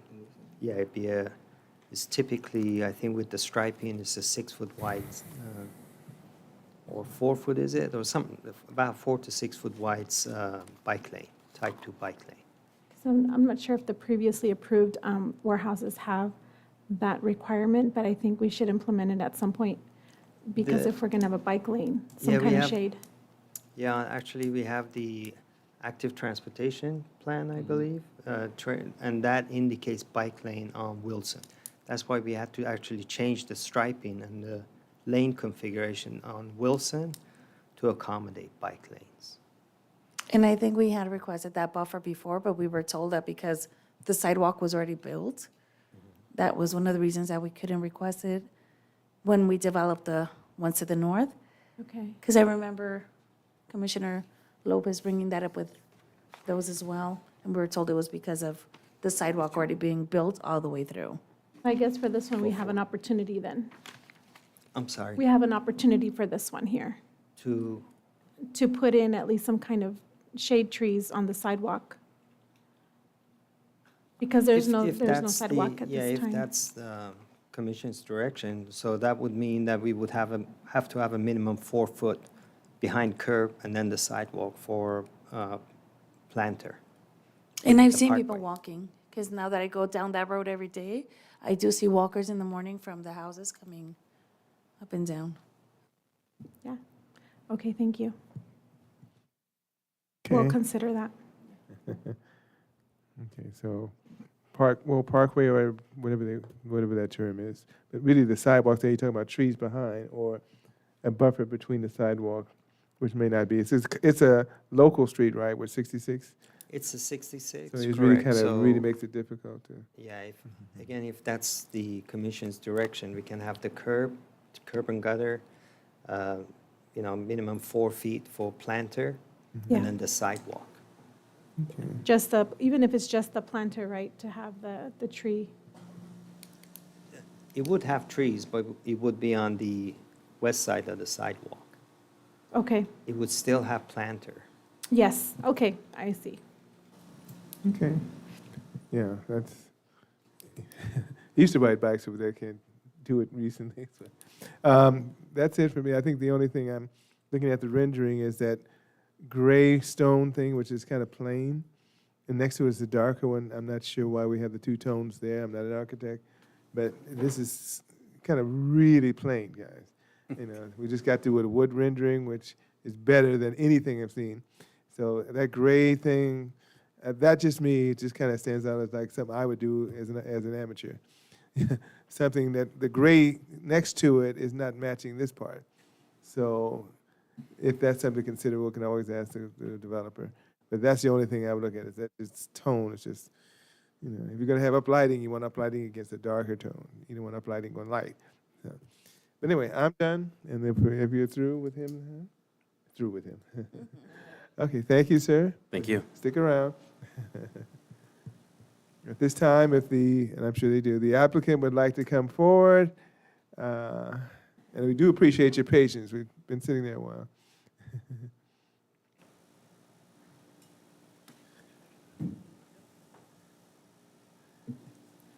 And you know the routine, state the full name. It's not like a courtroom, right? State the full name and spell your last name for us. Okay. Good evening. My name is Christine Saunders, Saunders, representative for the applicant. Thank you so much, Chair Hammond and the Planning Commission, for consideration of the project tonight. I was trying really hard, even now in the front row, to hear everything that you guys are saying with the air conditioner behind us, but I think I caught most of it. So if I missed anything, then please let me know. But I just wanted to answer a couple of questions. The street section reflects the city standards that we were, working with the engineering department on. And so that does have the bike lane, and then within the right-of-way curb, sidewalk, parkway, and then the property line and the setback. So we do have trees in both the parkway and the setback. So those tree canopies would cover the sidewalk for sure. I can't speak, for the bike lane, but they would cover the sidewalk. And as far as the landscape percent, we strive to meet the standards, and, we meet our lot coverage. We're below the lot coverage and the FAR. And so with a very, relatively small site, the truck court in the back is really at its minimum depth to be able to have maneuverability and to have truck and trailer parking. I heard the concerns earlier about having adequate trailer parking on site, so we want to be able to accommodate both of those uses. So as far as moving it back, it really wouldn't be feasible to have maneuverability back there. Like was mentioned, we would have the trucks access the north driveway and make the right in and the left out with that reversed curb, and then all of the autos would access the site from the southerly driveway. To address the elevations, and some questions there, it just may not read quite well on the sheet, but we have 3 different materials. We have a snap brick, we have there's a word for it, but they're horizontal lines that are on the corners, and also along the facade. And then we have some accented concrete painted colors. So the sandstone is the brick, and so it actually has some variation of the grays and the blue tones that you're seeing. So there's 3 different primary, well, really 4 if you count the white, different colors in the elevation. I think I covered all of the questions and comments that you had. We would be doing the street improvements, for the curb, sidewalk, gutter, everything that's typically required by your engineering department for those improvements in the street. Okay, thank you. I'm sure we'll have a few questions.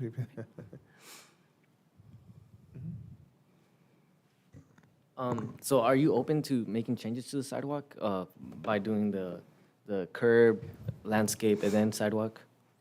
So, the cross-section, we are dedicating 2 feet to meet the cross-section, and so the sidewalk is curb adjacent, the parkway is behind it. Those are both within the public right-of-way. So we would defer to your engineering department if that was something that was acceptable, because it would be outside of the city standard, so.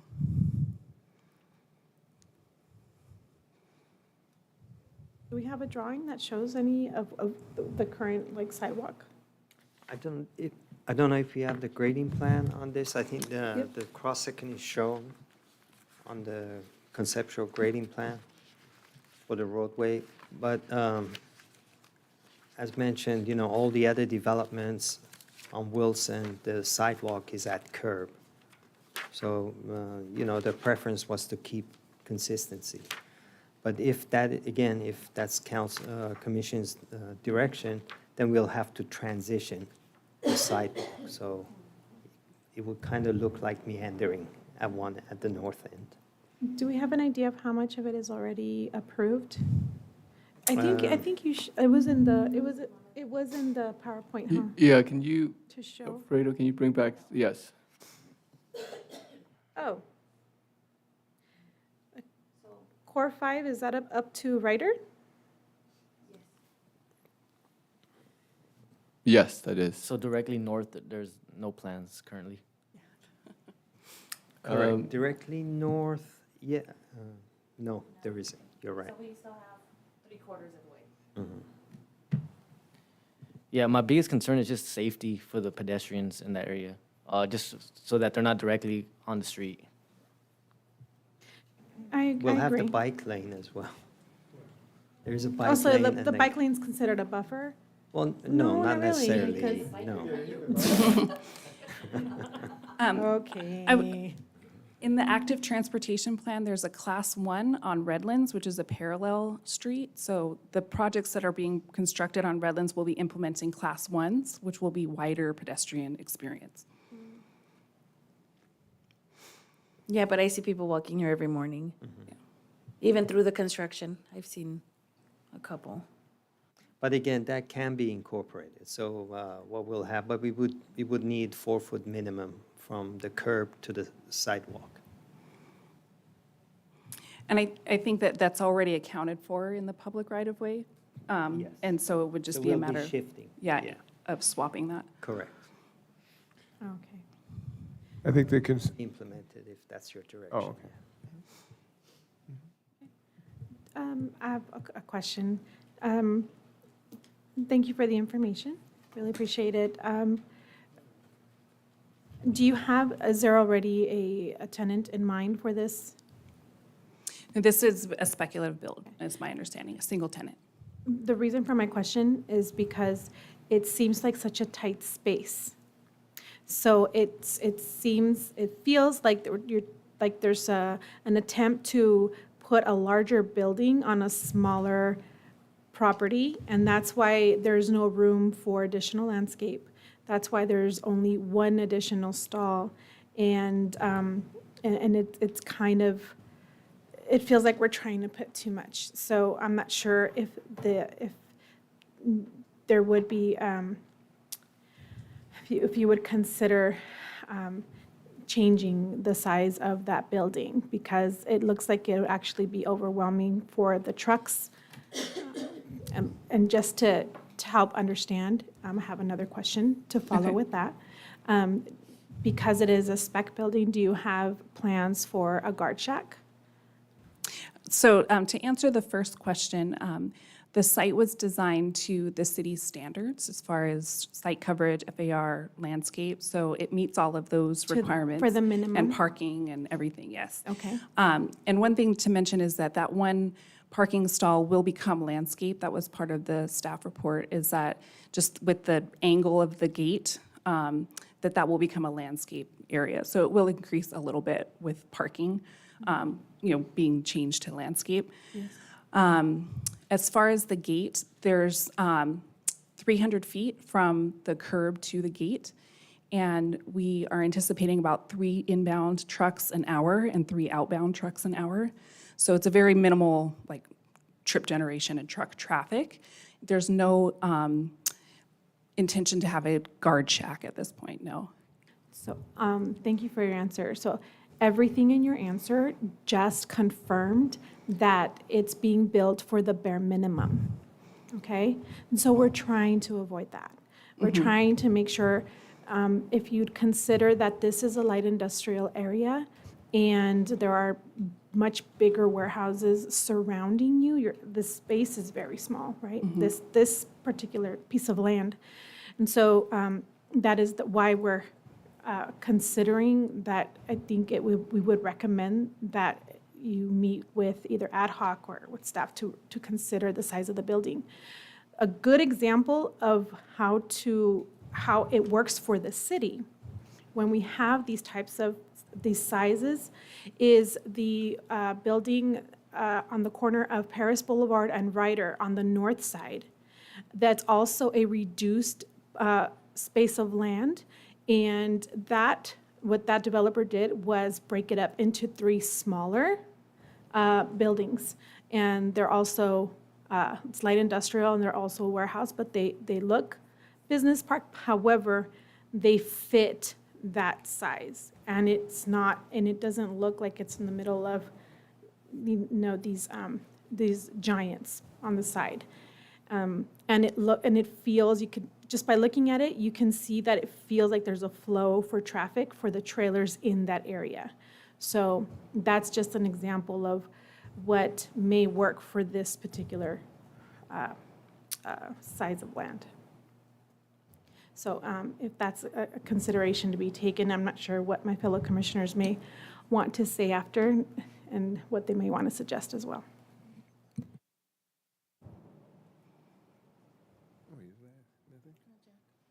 Nothing? Okay. Yeah, I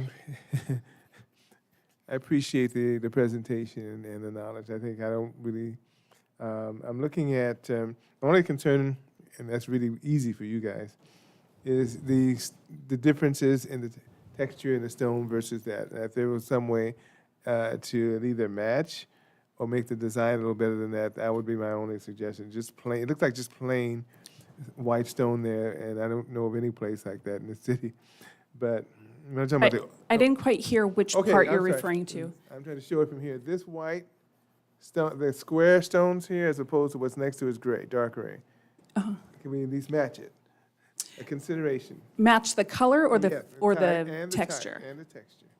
Oh, okay, so just remove that particular one. Yeah. That's just a suggestion. I don't know how they, but I mean, it's just plain white all the way up and down as opposed to something that has a, it's hard to show from there. See the white? It's all Yeah, white, and this is gray. I think the section you're referring to is a sandstone color, and it's a brick, like a snap brick texture. Yeah. So are you suggesting that rather than the snap brick, that it just match what's next to Yes, it? that's what I'm suggesting. I think that would be fine, yes. That's really easy for you to do. Oh. Can I just provide a quick comment for the applicant? Just want to let you know that the site allows 50% lot coverage. The applicant is proposing 40% lot coverage. I think the reason why they have less landscaping is because typically buildings that are typically under 100,000 square feet or under 200,000 don't provide truck parking. They are proposing truck parking to the rear of the site. So just want to highlight that. In principle, I think if the applicant's okay with removing some of the corner truck parking, that would increase the landscaping. But I just want to just give you that context so that's why it's probably looks tighter, but because of the fact they're adding truck parking, whether they technically don't have to for buildings under, I think, 200,000 square feet. And I do want to recognize that they're offering to amenities that are not required for buildings under 100,000 square feet, which I appreciate, but I'm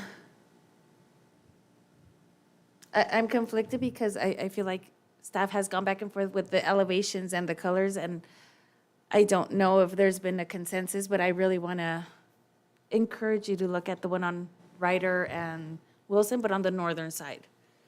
Just see if we can match those a little bit more. I don't know how my fellow commissioners feel about them working with staff, or if they feel like there should be an ad hoc meeting, or what we could do, just, I wish we could have more landscaping. I always want more landscaping, but Kenneth, I appreciate your comment where we're giving up a little bit of landscaping to have truck parking, which means less trucks just randomly on the street. So okay, that provided some food for thought. Thank you. Okay. Thank you very much. Appreciate it. Oh, did he? Oh, okay. You really appreciate it. I never stand there all the time.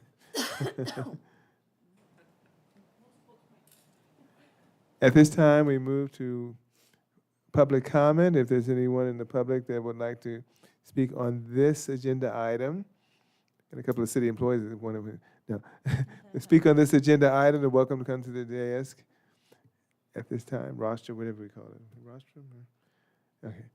If not, we close the public comment and the public hearing and move to the commission for discussion, debate, whatever. Discussion. I'd just like to echo my fellow commissioners' concerns about the color and design of it. Definitely some more color or some more contrast with the building would definitely help it out.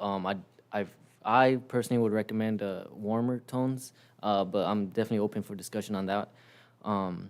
And I would like to add a condition of the buffer with the sidewalk as well.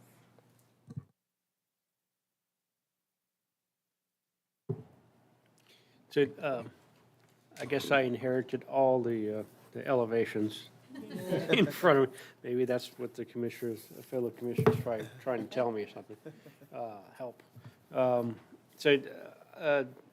I would recommend applicant working with at least staff, if not the ad hoc committee, to kind of review the elevations a little bit more and change the color palette and material palette to be much more visually interesting. I know City of Paris had a history of making bricks back in the day, but we don't do it anymore. And I think that front entry might look better in in your Aluka bond material that that you're suggesting, your M1, MC1 material. Is this microphone on? Yeah. So, other than that, I think there's no other issues that I have for this project. Are you guys able to hear us in the back? I kind of figured, Okay. because she's doing this. I'm looking away. Something about the M1 that I know she The didn't hear. M1 material in the front entrance. She still couldn't hear you. So my suggestion is looking at the front entrance elevation to change it, perhaps change it to the MC1 material, and then maybe look at the caps of the building itself to enhance the appearance of the building along with the colors. Okay. I echo what fellow commissioners say.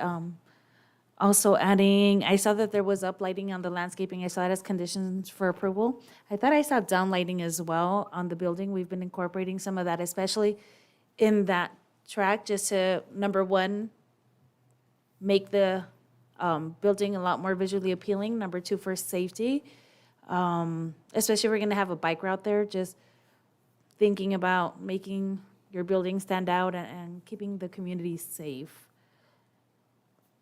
That's it. And yeah, whatever my fellow commissioners decide, ad hoc or working with staff, I am open to either one. Thank you. Yes, I just like to, I think the option of having an ad hoc meeting would be useful. Being that the applicant is being flexible with changes, I think there can be more done. Thank you. Yeah, I am. I'm not going to prolong it. I think it's pretty much covered. It's well done. And thank you for the applicant for being flexible. We've had some inflexible ones. And they're probably not going to come back. No, but we appreciate the flexibility and the time and also the patience tonight. I don't have any issues other than just that one thing. I don't have a problem with staff, working with staff with it. But I don't want to delay the project just to hold up for an ad hoc to meet, even if it's supplemental. And that's one of those things, after the fact, I can still meet, but I don't want to hold up a project just so that you can meet with all that. So if there were any issues with the project, I would say them now. One of the things too, lastly, is Wilson. I used to ride my bike, maybe I'll get back to it one day. But Wilson was a really scary street. And see, I don't have a problem with designing the sidewalk and making that because there's nothing else in front, there's nothing else south. So they would be the front runners. So if there was everything else right there, it already put it in. We don't want those maneuvering sidewalks. It's crazy. Meandering.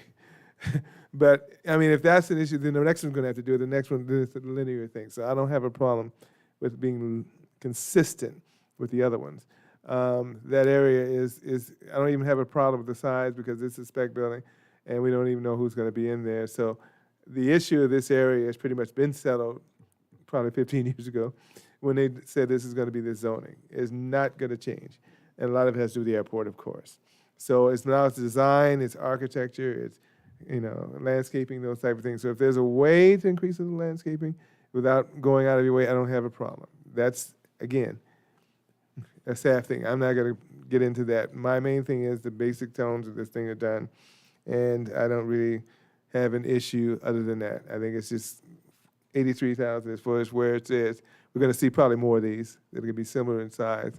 So we're going to have to get used to, beating up on the, not beating up, making certain requests, isn't that a nice way of putting it, of the developer without being mean-spirited. But I do appreciate the patience and it's put together well. So with that being said, I don't think there's anything more I have to add. And let me read this. Thank you. Well, this is nice and big. I can actually see.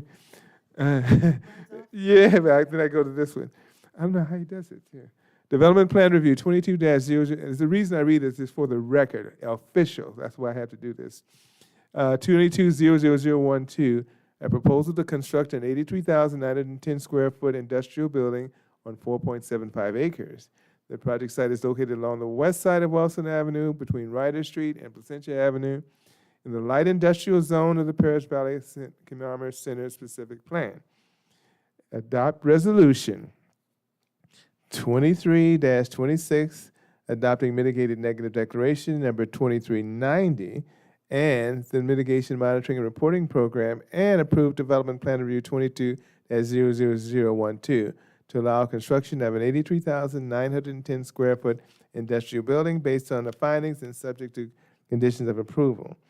One of the things to consideration, I don't know if these would be add-ons, would be downlighting as an add-on to the building. I don't know if there's a wording for uplighting, but I think downlighting may be something added under uplighting, so whatever number that is in COA. I don't know what MCI 1 is, so I'll leave that to you. Oh, okay. I couldn't even explain that one. MC1. Okay. Okay. And the other one is the buffer along the sidewalk area. So there would be, I don't want to get too specific, but 4-foot buffer according to standards, worked out with engineer, worked out with developer. Buffer, sidewalk. Okay. And obviously the colors is an administrative thing. The types, the style, all that, that's administrative. So I think I covered it all. If I missed it, let me know. But did you get that? Yeah, I think Chairman Shively also mentioned adding a cap at the entry.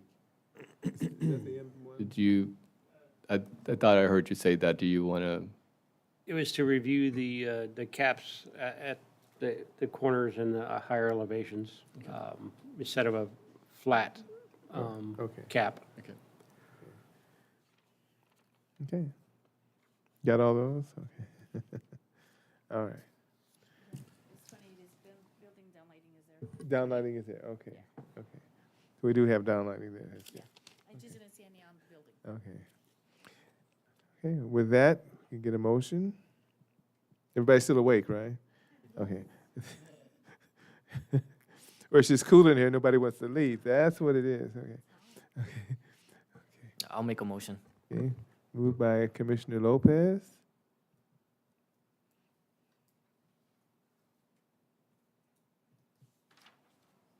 I can't tell.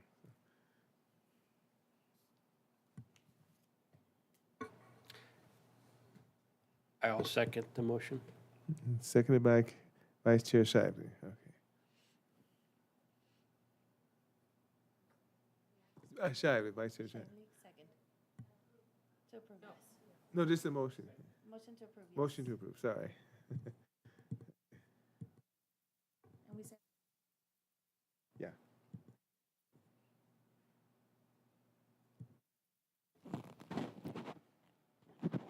Commissioner Jimenez, yes. Commissioner Gomez, Yes. Commissioner Lopez, Yes. Vice Chair Shively, Yes. Chair Hammond. Yes. With a vote of 5-0, this motion is approved. Thank you very much. Good luck.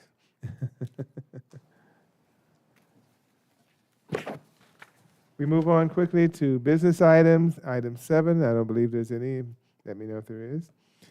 And item 8, public comments. Anyone in the audience that wishes wishes to address the Planning Commission on any non-agenda item may come forward at this time. That does not include city employees, Mr. Garcia.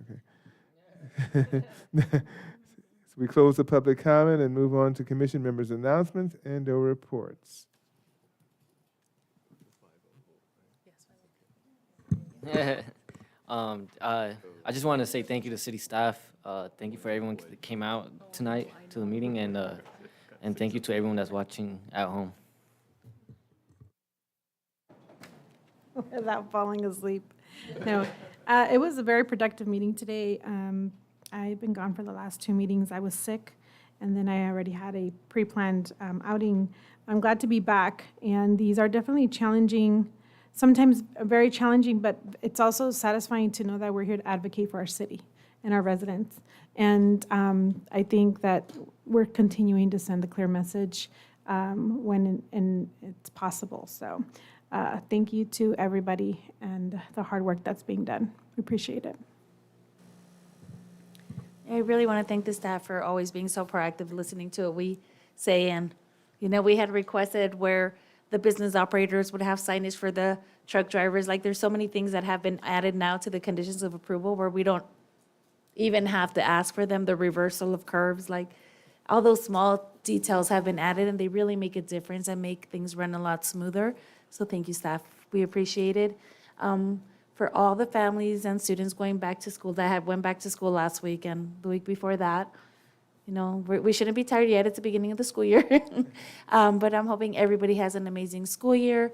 I know sports are kicking up. We have football games already this week, and we just started school last week. So I don't know how I can wish all sports the best of luck and everybody win when they're playing against each other. But best of luck to everybody. Well, congratulations to my daughter. She did pass her driving test. So now she's an expert and she knows everything about it.